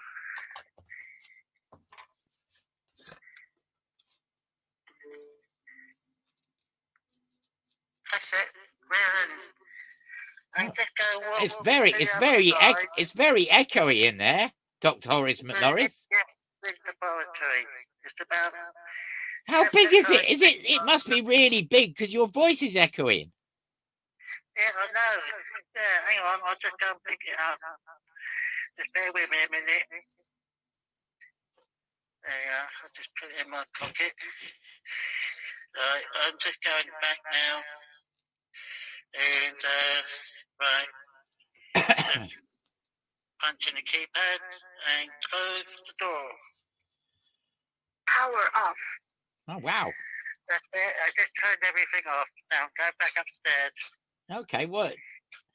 Okay, so when you get up there, I'm sure for people watching or listening at this moment in time. Well, you're out of breath there because it's a long way up. It sounds like it. It sounds like it. The metal steps. Can you explain what your original Orgasmatron was for? Well, basically, what I did was I acquired this telephone box, old type telephone box type of thing. Well, like one of them red telephone boxes. Yeah, well, yeah. It was red. I mean, I painted it black. And I cut out the windows and put some perspex sort of ones out there, just in case they shattered, you see. And what it was really, I was had this dream come to me, or whatever it was. It came to me in my sleep about making a time machine. You see, right? So I've started to get it all fixed up. And I must have hit the wires round the wrong way because I went and sat in it and I felt all peculiar. Did you? You come over all peculiar. I started, yeah. I'm not going to go any further than that, so I came out. Well, you got very excited sitting in your Orgasmatron, which you thought was a time machine. Yeah, it was designed to be a time machine, but it didn't quite work out that way. So overnight, I was thinking about it and I thought, I could do something with this. And it's taken, about 6 months now. And I've come up with the second generation one. The second generation Orgasmatron. Yeah, of course, these days things are a lot smaller. So I managed to contain it into the size of a cigarette box. Really? So you've got an Orgasmatron machine that you don't get in anymore, but you put in your pocket. Yeah, or in your handbag or wherever. Yeah, it's the same size as a packet of cigarettes. Well, how do And you can't get in that though, can you? no, you don't get in it. There's nothing like that. Not now. It's the second generation, this is. So what do you do with it? Well, it's got a battery in it, and one of these modern lithium batteries, and you've got 4 leads with little, what do you call them, you put on it. 2 of them are very fine and very gentle, like crocodile clips. Right. Where you can put certain parts of your body, and the other 2 you can do the same. Okay, so what, you hook yourself up to it? You hook yourself up to it, yeah. And normally you should only need to charge it up once. You see, because that's all it takes, because it's self-charging after that, because if you have an orgasm and that, it charges it up, you see. It's got like a transducer in there that takes the energy from that and charges the battery up. Is this a 21st century sex toy? Well, I wouldn't call it a toy. But, yeah, it's along those sort of lines, yeah. Do you travel through time as well as have an orgasm? Not at the same time, no. Gemma says, I just read some comments. I'll tell you something funny. Yeah. It was my birthday last Friday. Was it? My niece came round, and she brought Chinese takeaway, which is very enjoyable. Oh, that's nice, and yeah. I said, I do the washing up, so I went and started doing the washing up, and I could hear some strange noises coming from my living room. Really? What was happening? Well, after I finished the washing up, I went back in there, and there she was. She was lying on the couch with her hair all standing up on end. She just does have long hair. It was standing all up on end. Wow. And she tried to pick a glass to drink up, and it shook out of her hand. Really? And I looked beside her, and there was this prototype. Right. My prototype second generation Orgasmatron. Well, and she didn't know she sat on it. No, well, she picked it up. You see, it's a very inquisitive type she is. She picked it up and just had a look and put these things on her, and that was it. And I went to it, and it was turned up to number 3. Number 3? How many notches did it go up? Up to 10. Wow. So, an hour later, she calmed down and stopped shaking, but she couldn't stop smiling. I said, whatever you do, don't go and tell your dad. I've got a few comments here, Dr. Horace. That's why I had to take it down and fine tune it, you see. Yeah. I'll be interested to know how you actually got it from a telephone box size down to a cigarette box size. But there is some comments here. Gemma says Dr. Horace Norris doesn't sound like he's hit puberty, let alone invented the Orgasmatron. And Stella says, sounds like he's gone into space. And Gemma says she'll be asleep before she gets a chance to use it. And she asks, is it waterproof?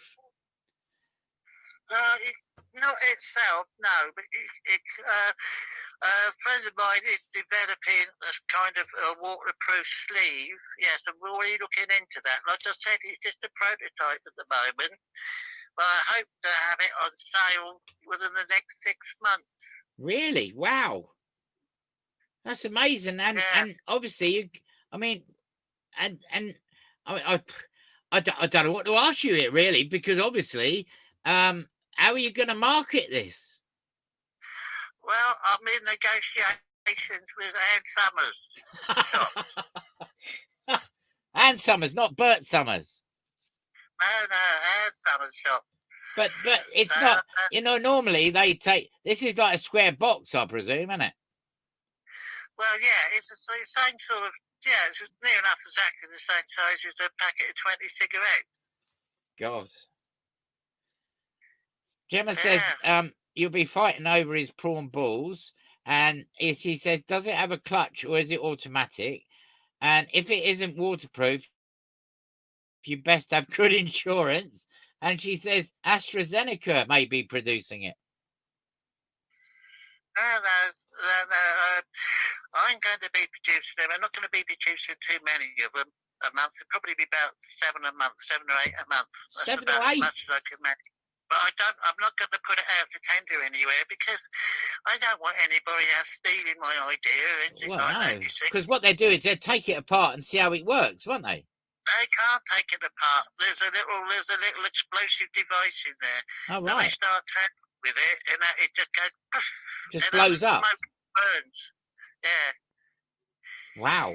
That Fail-safe device, you see, so no one can tell how it's made and what have you. God, But that sounds dangerous. It's microchip technology, along with other few things which I can't divulge for patent reasons. How? Well, she said maybe it's AstraZeneca instead. How on earth did you get from? Not on Earth, in my laboratory. Yeah, but how did you get from a telephone box that you laid in? Because I remember you were in it once, weren't you? You were doing a live experiment showing us what it did for you. That's right. It was more like a second-hand dentist chair sort of thing, and put it in there, and the person who sat in there, and you put sort of like headphones on, and these other little things attached to the body, and I switched it on from the outside, but it was too big and cumbersome, so you can't exactly. How do I get it out of there? Well, How do I get it up the steps? And I can't dismantle it too much. As I say, it was just the prototype, first generation, and then I thought to myself, well, now we're living in a technological world, I can surely make it a lot smaller. So what I did, I sent my plans, to what they called AMD. AMD, what's that? They make the microchips, don't they, for computers? So I sent this these ideas, what I wanted it for, what I wanted it to do. I didn't divulge it from Orgasmatron, but I just wanted to send them to this. I want a chip that can do this and that, and they had a look at my plans, and now I got a letter back only 6 months ago, I suppose, and they agreed to make 100 of them. So that's what I use, you see, inside there, and of course modern battery technology, and it's almost like an automatic, and you only need to charge it once. And that's it. It lasts for life. Well, you only charge it once because it's charged up, you see. Then you go and use it. If you have orgasm and that, the energy from that goes back into. Oh, right, and recharges it. Yeah. This is a bit like you probably heard of I can't remember his name off the top of my head myself, to be honest. It'll come to me in a minute. William Reich, who invented Orgonite, which was used in the late 18th century, early 19th century for helping people with sexual problems or energies of Kundalini energy. I've never heard of him.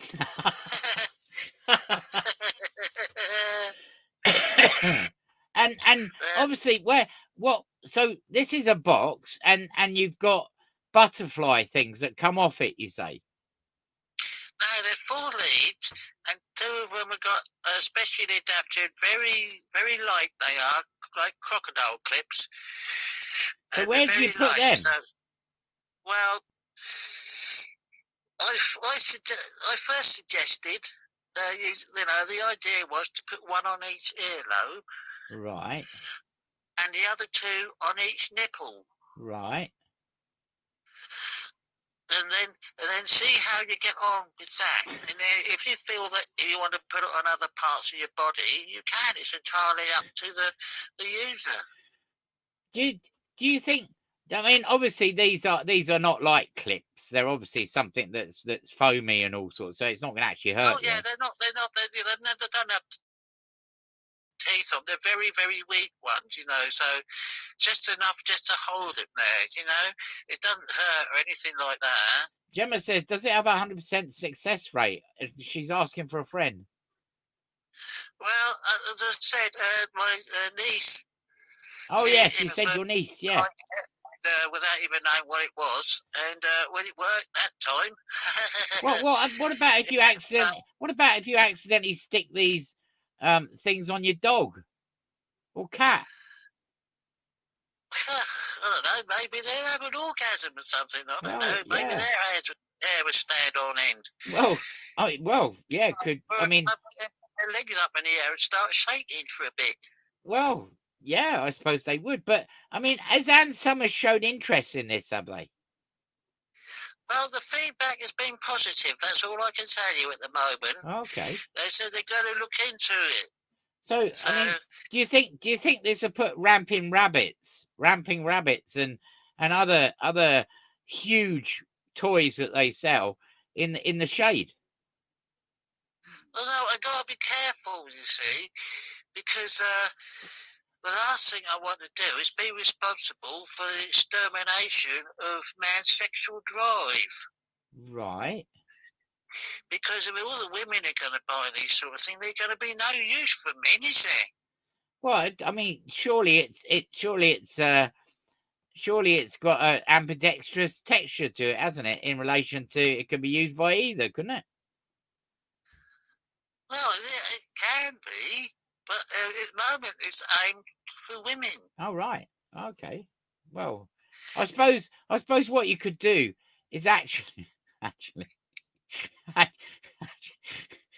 actually, I think what it will do is I think that what you need is different types of contraptions on it that connect to things. Well, yeah, as I said, this is just the prototype, and it's just the rest is in the making. This one just needed a little bit of tweaking, and it worked.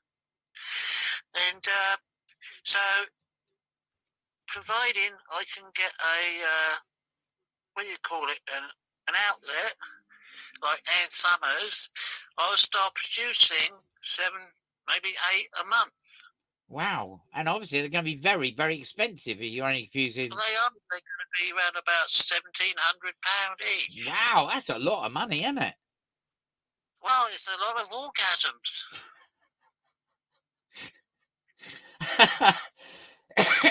Do you think vegans would benefit from it? Vegans, carnivorous people, whatever. Gemma says, I don't think vegans will give up the veg. And she also says, I want one made out of chocolate that deposits cash.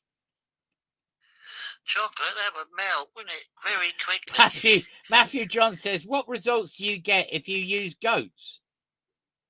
Well, I haven't used goats, as I say. I haven't used any animals. No animals have been used in my experiments. Well, that's quite good, really, isn't it? Have you tested it on? Have you tested it on humans? No, the Mark 1 was tested on somebody. But this second generation, as I said, inadvertently, my niece tested it without even knowing, so I know it works. Wow. But I just needed to fine-tune it in my workshop, you see. Have you used it? No, I haven't used it. No, not this one. Not that one, but you tried the other one, didn't you? Have you still got the first type? Well, of course I have. It's still at the end of my workshop. So, I mean, it's obviously big. You can't get it out through the hole, can you? No, of course I can't get it out through the hole. I've only got, it's only just it's a steel armour-plated door to my workshop down the steps, and it's only about 2.5 feet wide and about 6.5 feet tall, you see. Right. So I can't get a telephone box through there. No, you can't really, unless you cut it up, which would be no good, would it? No, not really. Besides, there's no point. But I am looking at in the future of having a select few people around, and we could have sort of parties, down here. What, Orgasmatron parties? Well, yeah, just normal parties, and have that as a feature. Because what with this lockdown business and that,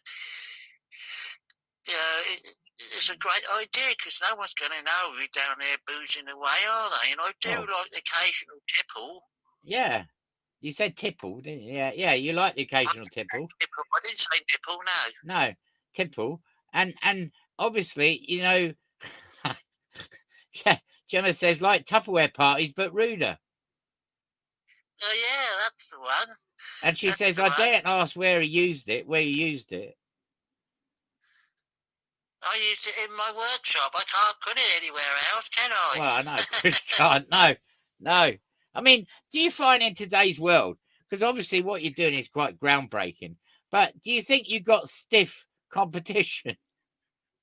Well, I hope there's going to be a bit of stiff, not competition, but operation. Yeah. Yes, it would be nice. The feedback, but at the moment, I haven't put that sort of thing in yet. It's excuse the pun. It's for ladies only at the moment.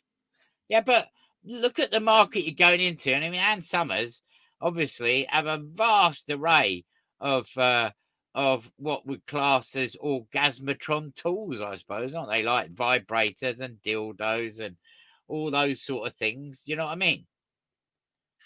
Yeah, this is another thing I've got to be wary of, you see, because it's going to make those all obsolete, isn't it, really? Well, I suppose it will, but I mean, the benefits, obviously, the benefits of using your new adapted size of a matchbox, size of a cigarette packet, Orgasmatron is going to have better results than a rampant rabbit that's got 15 settings on it. Well, yeah, maybe, but what you got to remember is, I suppose, not everybody can afford about £1,700. You see? What? No, that's true. That's very true. I suppose So they can pay in. these They can pay in instalments, can't they? And get a bit of it each time. Well, £100 every orgasm, you mean? Gemma says she bets you're a workaholic, aren't you? You're always in your laboratory, aren't you, Dr. Horace Norris? I am quite often in there, yeah. I'm normally in there 5 days a week. I normally give myself 2 days off. I bet you need a bit of a rest after that. Well, yeah, I'm working on other things, other projects, you see, as well. Are you? And you can't talk about them because they're top secret. No, I can't talk about them. Not yet. Karen Harper says, hello, are you still working underground with your machine? Yeah, I'm still working underground, but not on my machine down there. I've now got the second generation, which is the size of a cigarette packet. And did it take long to produce it? It took me 6 months. Wow. To produce this one, yeah. As I say, it's a prototype, and it took 6 months to do this one. But now I know exactly what I'm doing with it. I can produce one, I suppose, in about 2 weeks or under, maybe 1 week. Maybe 1 week. But you can only make about 7 a month. Yeah, well, I can do about 1 a week at the moment because I haven't got the right tools. Oh, okay. So, well, you must have the right tool for the job, haven't you? I have to have them specially made, and they're supposed to be with me. And well, you know what wishes are like. It takes bloody forever, doesn't it? Well, it depends where it's coming from, because wishes is everywhere, isn't it? Well, yeah. I get them about in the next month or so, and then I'll be able to produce them a lot quicker. Well, that'd be good if you can produce it a lot quicker. Adjustment tool, but I don't want the thing going out there and somebody tries it out and it goes on to number 10 straight away, do I? And number 10, no, because it could be dangerous, couldn't it? Gemma says, you can imagine somebody trying it out on a bus, couldn't it? Well, yeah, I mean, the bus, it could cause an accident, couldn't it? Oh, bloody bus will start shaking. Well, yeah, absolutely, because I'm sure it's quite powerful. Gemma says the first time you used it, he didn't know if you were coming or going, I don't expect. And and she says, does it have a Wi-Fi connection so it can be connected to a virtual reality headset? That's an interesting question. Well, you never know. You never know. As I say, this is just a prototype. So I've got various avenues I can go with this, but at the moment it's just a prototype. So All ideas are welcome. Well, Matthew John says, do you think this new one might rip waves in the space-time continuum? Are you aware of the hole in Uranus?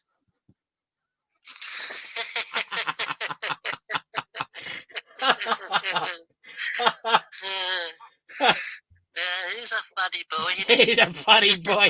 Yeah, he is. Yes, I'm sure Matthew John would like to try your contraption. Yeah, if he wants to come round my place, it's just tell him it's in Moorland. Oh right, yeah, I will. Moorland Subset, and Yeah. I'm not going to tell you. Are you in lockdown there, or just tied up? Of course I'm in lockdown. I can't go anywhere because there's no one else here, is there? Just me. Yeah. And my niece comes along every now and then with a hamper of food. And apart from the Chinese, which was very, very grateful the other day. Well, that's good. On my birthday. And yeah, that's basically all I see. Gemma says they explode. I have been to the moon twice last month. Oh, that's right. Yeah, you go to the moon as well. Do you take your Orgasmatron there, the Mark II? No, I don't take that there. No. I know you're doing top secret missions for somebody you can't talk about. Well, this is it. This is true. But no, I just had a week off last week, the week before? Week before, I think it was. I just had a week off, and I've just spent most of the time bathing and sitting beside the Sea of Tranquility. On the moon? By my villa I got built there. Wow. And there's no one else there, is there? Well, not that part, no. No, there's strange things going on in the dark side of the moon, but we don't go there. But I got a barrier up anyway, so anything can't come over. But if you remember what I said last time, I got this thing I adapted where it's like a force field, and it goes round the moon. So anybody who looks from Earth or anywhere else can just see the barrenness of the moon. It's like like a film set sort of thing, you know. Yeah, they don't see that it's actually teamed with life. But it's not barren there at all. So yeah, I had a lovely time. Gemma says, with your new Orgasmatron 2, they don't get past quality control as they explode after the first use. Well, there is no quality control. I mean, what quality control is there, you see? Because the timing has been perfect. See, because with this Brexit crap and all that sort of thing. Well, yeah, she's saying that as well. She says customs charge was too high due to Brexit. No, you don't get this. Don't need this CE stamp and all that European approval rubbish now, do we? Well, no, but she also says as the moon is outside the EU. The moon is outside the EU?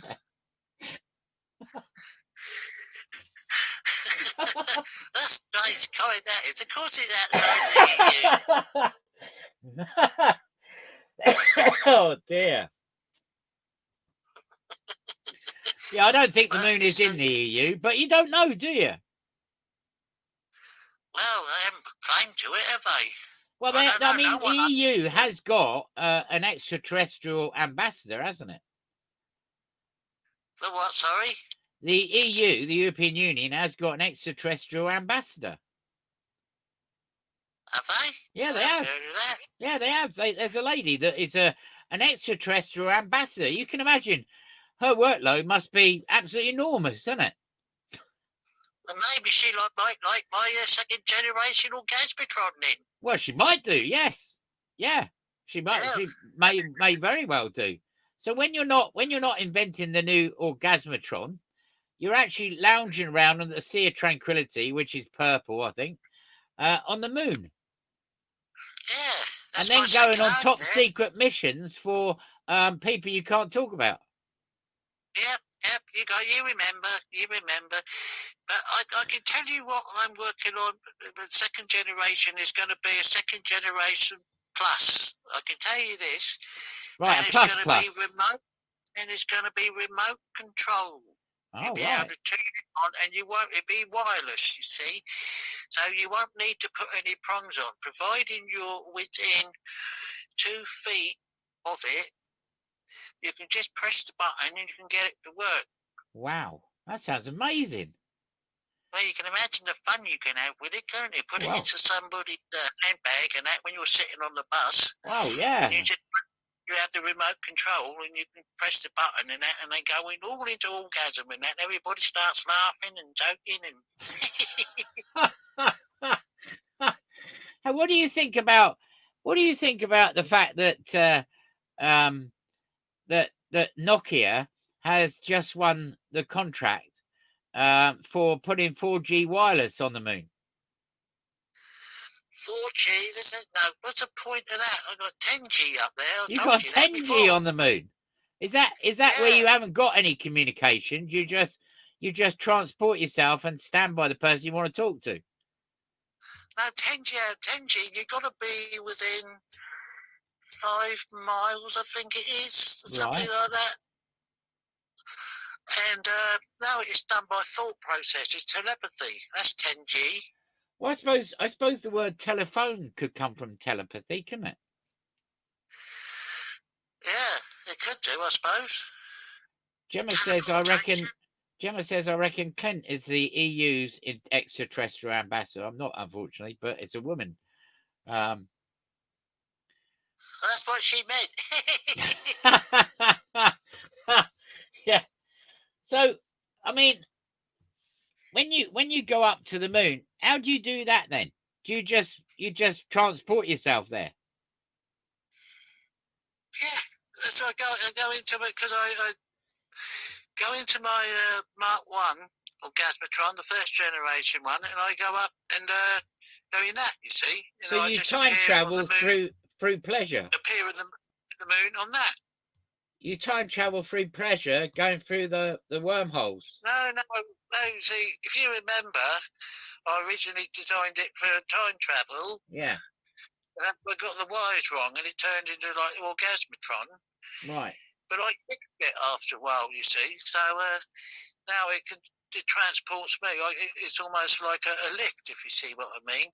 Okay. You know, an elevator sort of thing. So you just go simultaneously land, on the moon inside it. So when I want to come away, I get back in it and come straight back down into my. That's not owned by Uber, is it? No, it's not owned by that. What are we owned by Hoover for? Not Hoover, Uber. Uber.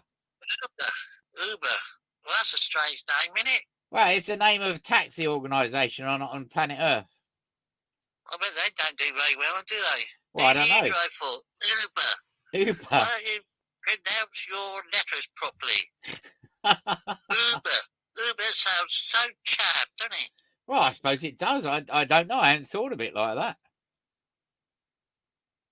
So when you're up on the moon, laying by the Sea of Tranquility, and by your new villa that's been built, and who built your new villa, by the way? That's a secret. I can't tell you that. All right. And all I can say is I've made a few friends over the last year. From, let's say, not from this world. Okay. So other places. Other places, yeah. Well, that's good. If you remember, I'll tell you this much. If you remember, I visited Titan. That was it. Yes. Saturn's largest moon. I visited there. You see. And in your Orgasmatron. Well, yeah. I ain't gonna fly through space without it, am I? I can't breathe. Well, no, that's true. You couldn't. But I mean, you can breathe on the moon, can't you? Of course I can. Because actually the moon is breathable, isn't it? Yes, of course it is. It's got a proper atmosphere. All right. And what about Titan? When you land on Titan, did that have an atmosphere? Yeah, it's got a slightly different atmosphere. It's a lot lighter. All right. See what the gravity is only about the fifth of what it is here. So if you jump. Oh, you jump a long way. Really? What about 2 miles? I could break the long jump record. When you got a couple couple of steps or something like that and jump. You jump like half a mile nearly. Really? Wow. Yeah. That's incredible. Yeah, it's really weird. It's I strange. suppose you have to wear specially adapted footwear that's heavy. No. I enjoy it. No, I enjoy it, but the occupants there, they were a bit strange towards me. But What did they look like? Well, they look weird because they look just like we do, you know. Really? Like yeah, humans? But they're a lot shorter. They're a lot shorter.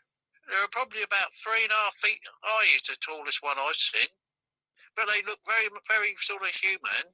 They're like dwarfs. Well, yeah. Are they like you could say that, hobbits? but they're not built like dwarfs. You know, dwarfs are stumpy sort of thing, aren't they? Without sounding rude to dwarfs.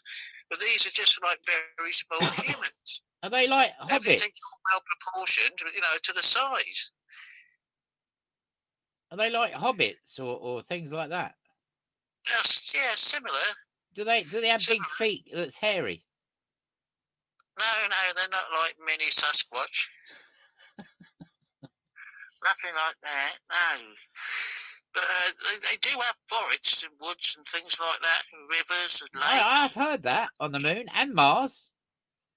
But no, this is Titan we're on now. Oh, sorry, yeah, Titan. Yeah, I lost track there. Yeah, so I travel there. It's instantaneous, you see, because I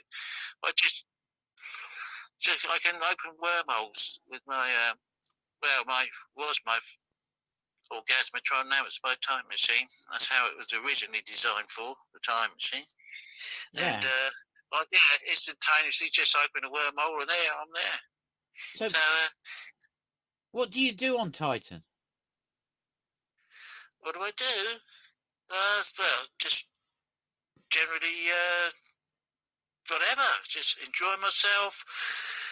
Go to 1 or 2 bars. Are they like ordinary bars? Are they? They're not. There's no lockdown there, is there? There's no lockdown there. No, I might get knocked down if I forget the duck when I go in through the door.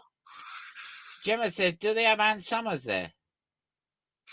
No, they don't have Ann Summers there. No, nothing like that. They got a sort of an equivalent. What's that called then? I don't know. I don't go into that sort of thing. Not on a foreign planet. All right. Crikey. I don't want to get involved in that because I've only been there a handful of times, you know. I don't want to. I don't want to upset the apple cart, as I say. Well, yeah. Do you stand out when you get there? Yeah, just a little bit. I'm 6'2", and these are like 3.5 feet tall. They're the tallest ones I've come across. So I could safely say I stand out a little bit. Yeah.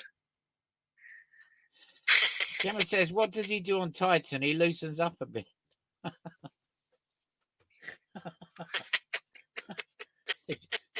She's got a good sense of humour. Yeah, I can be myself on Titan. I'm not an inventor or anything like that there. So what are you there? My alter ego I am there, you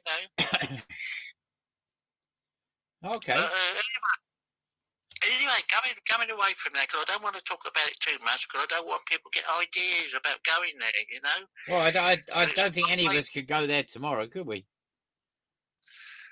Well, they could do, but they haven't got that, let's say that, what do you call it, mindset. Let's put it that way. Right. No one's got the mindset yet to get there. So, I mean, you know, you must think what's going on in this country and this planet at the moment in relation to COVID and all the rest of it. You must think, what the hell's going on? Well, I do. It's strange. Even now, when I wake up in the morning, I go and get the milk, which is left on the doorstep by a very friendly milkman. Yeah. And when I look outside, Or milk person. I stop just down the road and I look at the corner store and the Chinese, which is practically opposite here, and I see all these people still wearing these masks, and they look so stupid. Yeah. It's like, well, you know, this has been going on for a long time. It's almost like you're in a permanent and post-apocalyptic movie, you know? I know. It's strange, it really is. That's why I like Get Away. See, Well, I I'm can not get away. surprised. Nobody wears masks where you go, I don't expect, do they? No need for that. Gemma says, do you clean windows there too? No, I don't clean windows there. And she says, how do you stop the Orgasmatron getting mouldy? How do I stop it getting mouldy? He doesn't get mouldy. I got a friend who does that. Yeah, Mr. Mould. Yeah, the mouldy man. The mouldy man. Yeah, we had the mouldy man on last week. Oh, he comes over once a month and that, and just brushes up the mould, sucks it up, that sort of thing, and blows it out, and his blower, and I don't know what else he does with it, but he takes it away with him. All right, because he was telling us that it's really fascinating because he likes mould. Yeah, he's a strange chap. Yeah, well, he is, and chap. And obviously, you must bump into Lieutenant Kit Kat from time to time in where you are. I work with him. Yeah. I work with him. That happened about 4 months ago, I think. 3 or 4 months ago, I worked with him, yeah. Because he brought over some... yeah, that was right. Oh, that was fun, that was. Because I think they was going on some kind of dig somewhere in Moorland in Somerset, and they found this cave, and then there's a cavern or something like that, and he was frozen. There was like an ancient man, he was frozen, and they thawed him out, and they brought him over to me, and of course I had to hook him up with one or two right. things. I remember that, the missing link. Yeah, he's sort of like the missing link. Well, he's certainly missing now. I don't know where he is. I don't know. All right, he's escaped. I haven't heard from Captain Kit Kat for a few months, and I don't know where he is. And well, I mean, he was heavily into goats. So I gather. Yeah, but I mean, I don't want to get into any of that because that sounds a bit naughty, doesn't it? Yeah, no, I don't need it like that, but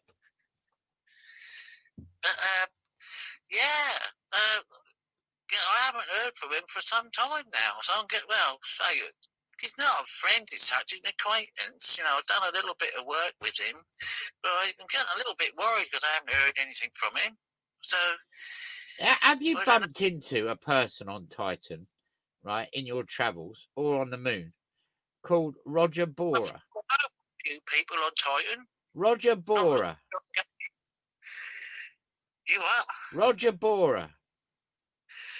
Roger Borer. Now that's a name I haven't heard for a very long time. Wow. You have met him then?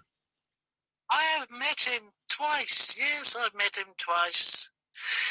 This is going back about 5-6 years ago, I think. Wow. Was when I met him. Yeah. I didn't meet him on Titan. Where did you meet him? I met him on Mars. Oh, right. What was he What was he doing there? He was eating it. He's laying on a big Mars eating it. No, I didn't really meet him on Mars. He came and visited me on the moon. Right. And did he have his friends with him? Well, he had a couple of cages, and they had some strange-looking badger in there, one of them, I think, and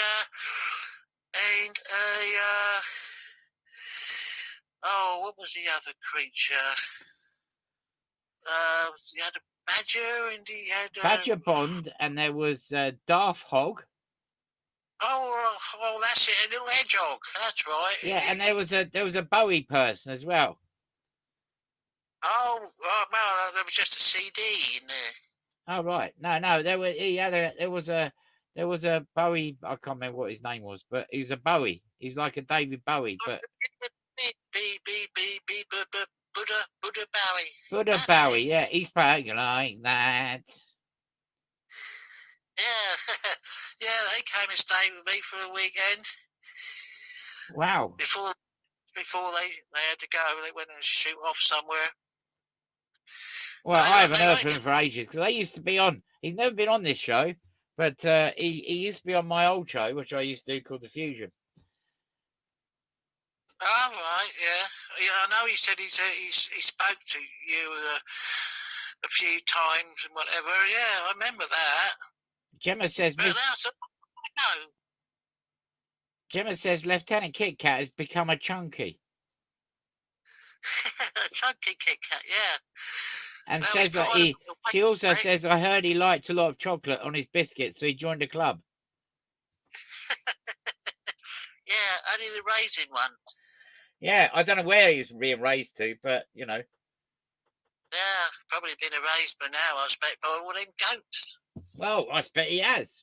And also says, I've heard Lieutenant Kit Kat is filling in for the milk tray man as he has COVID. The milk tray man's got COVID. He probably has, because he's probably about 80 now, isn't he, milk tray man? Well, you know, it's a great shame because he must be 80 or 90, isn't he?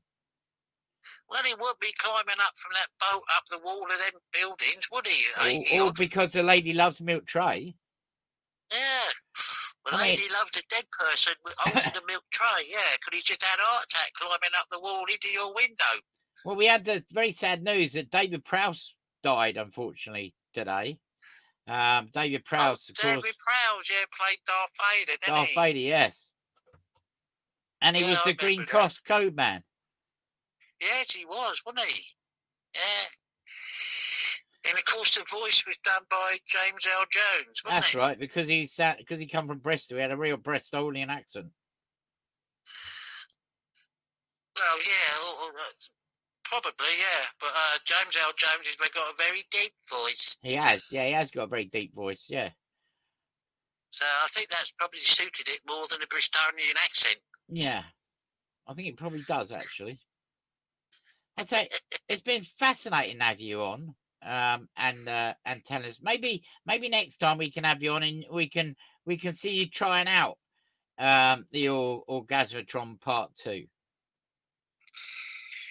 Well, I don't think the technology's there yet, anyway, is it? Right, okay. Well, you have to get in touch with the Chinese and Japanese or Taiwan. No, I just might have a word with my friend who owns a Chinese restaurant across the road. So I might have a word with him, see if he can come up with anybody from Hong Kong, because let's face it, most of these people in the Chinese restaurants and that never set foot in China. They all come from Hong Kong. Oh yeah. So and that would be the place. That would be the place. I could set up a Far Eastern sales network, as well as Ann Summers. Well, yes, that'd be cool, wouldn't it? Yeah, that'd be cool. You can see all these Chinese people all around Tenement Square, all shaking the bits. And do you have takeaway shops on the moon? No, I don't have takeaway shops on the moon. Because apparently cod is going to be taken out of fish and chip shops, and they're going to sell jellyfish instead. Jellyfish. No, I just go over to Chinese and I get a takeaway, and I just go down.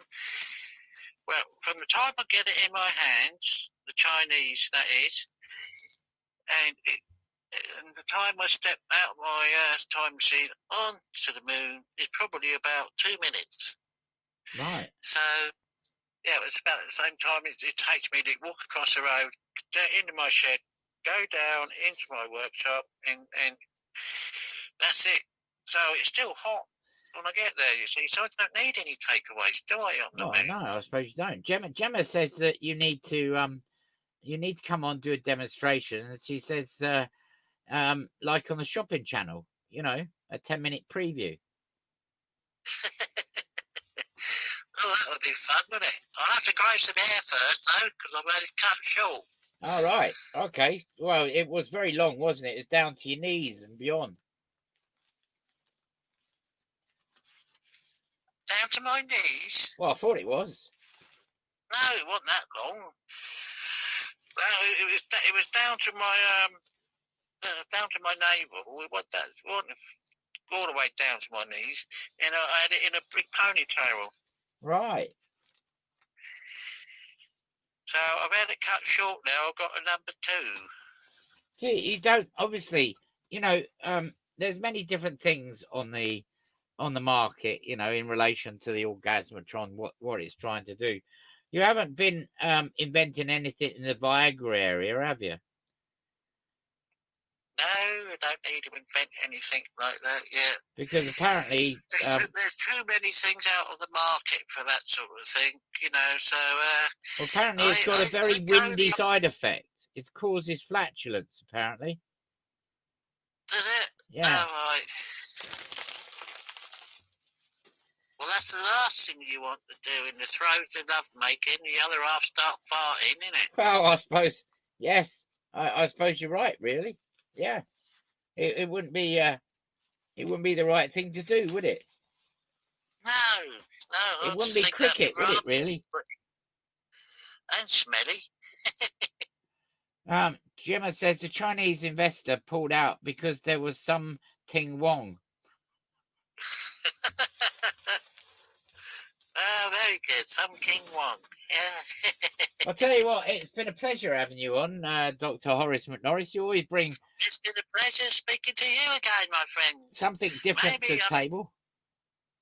Well, you know my workshop where I live in, too far from you. Well, yes. So maybe come along and you can, I'll take you to the moon. In fact, well, that's a song, isn't it? Fly me to the moon.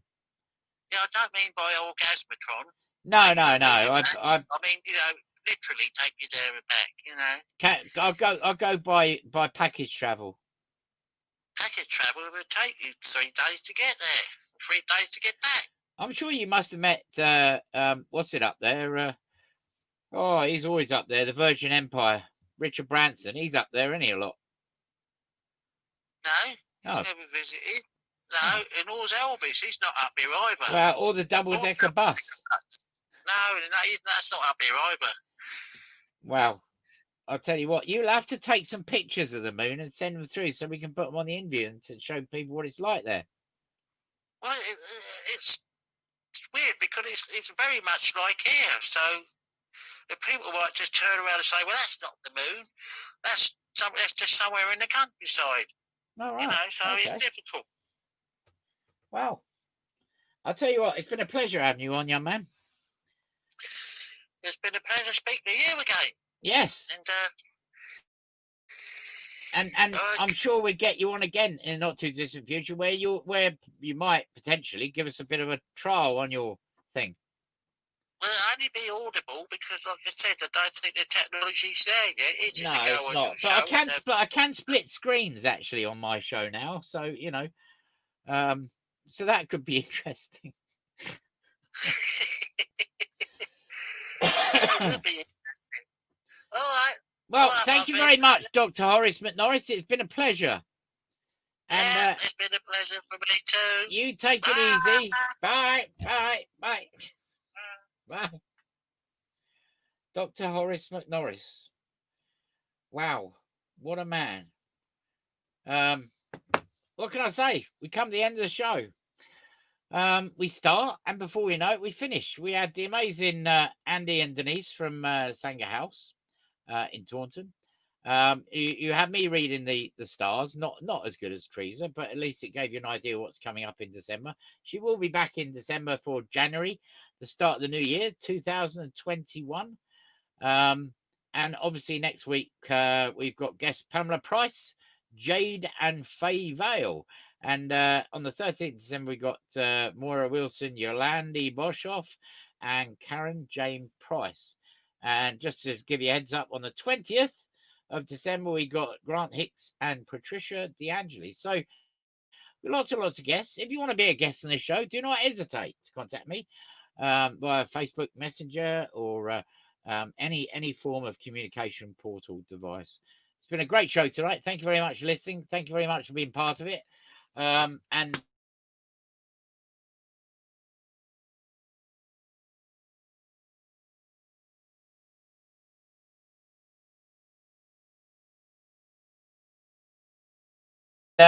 we will see you all next week. So thank you very much and goodbye.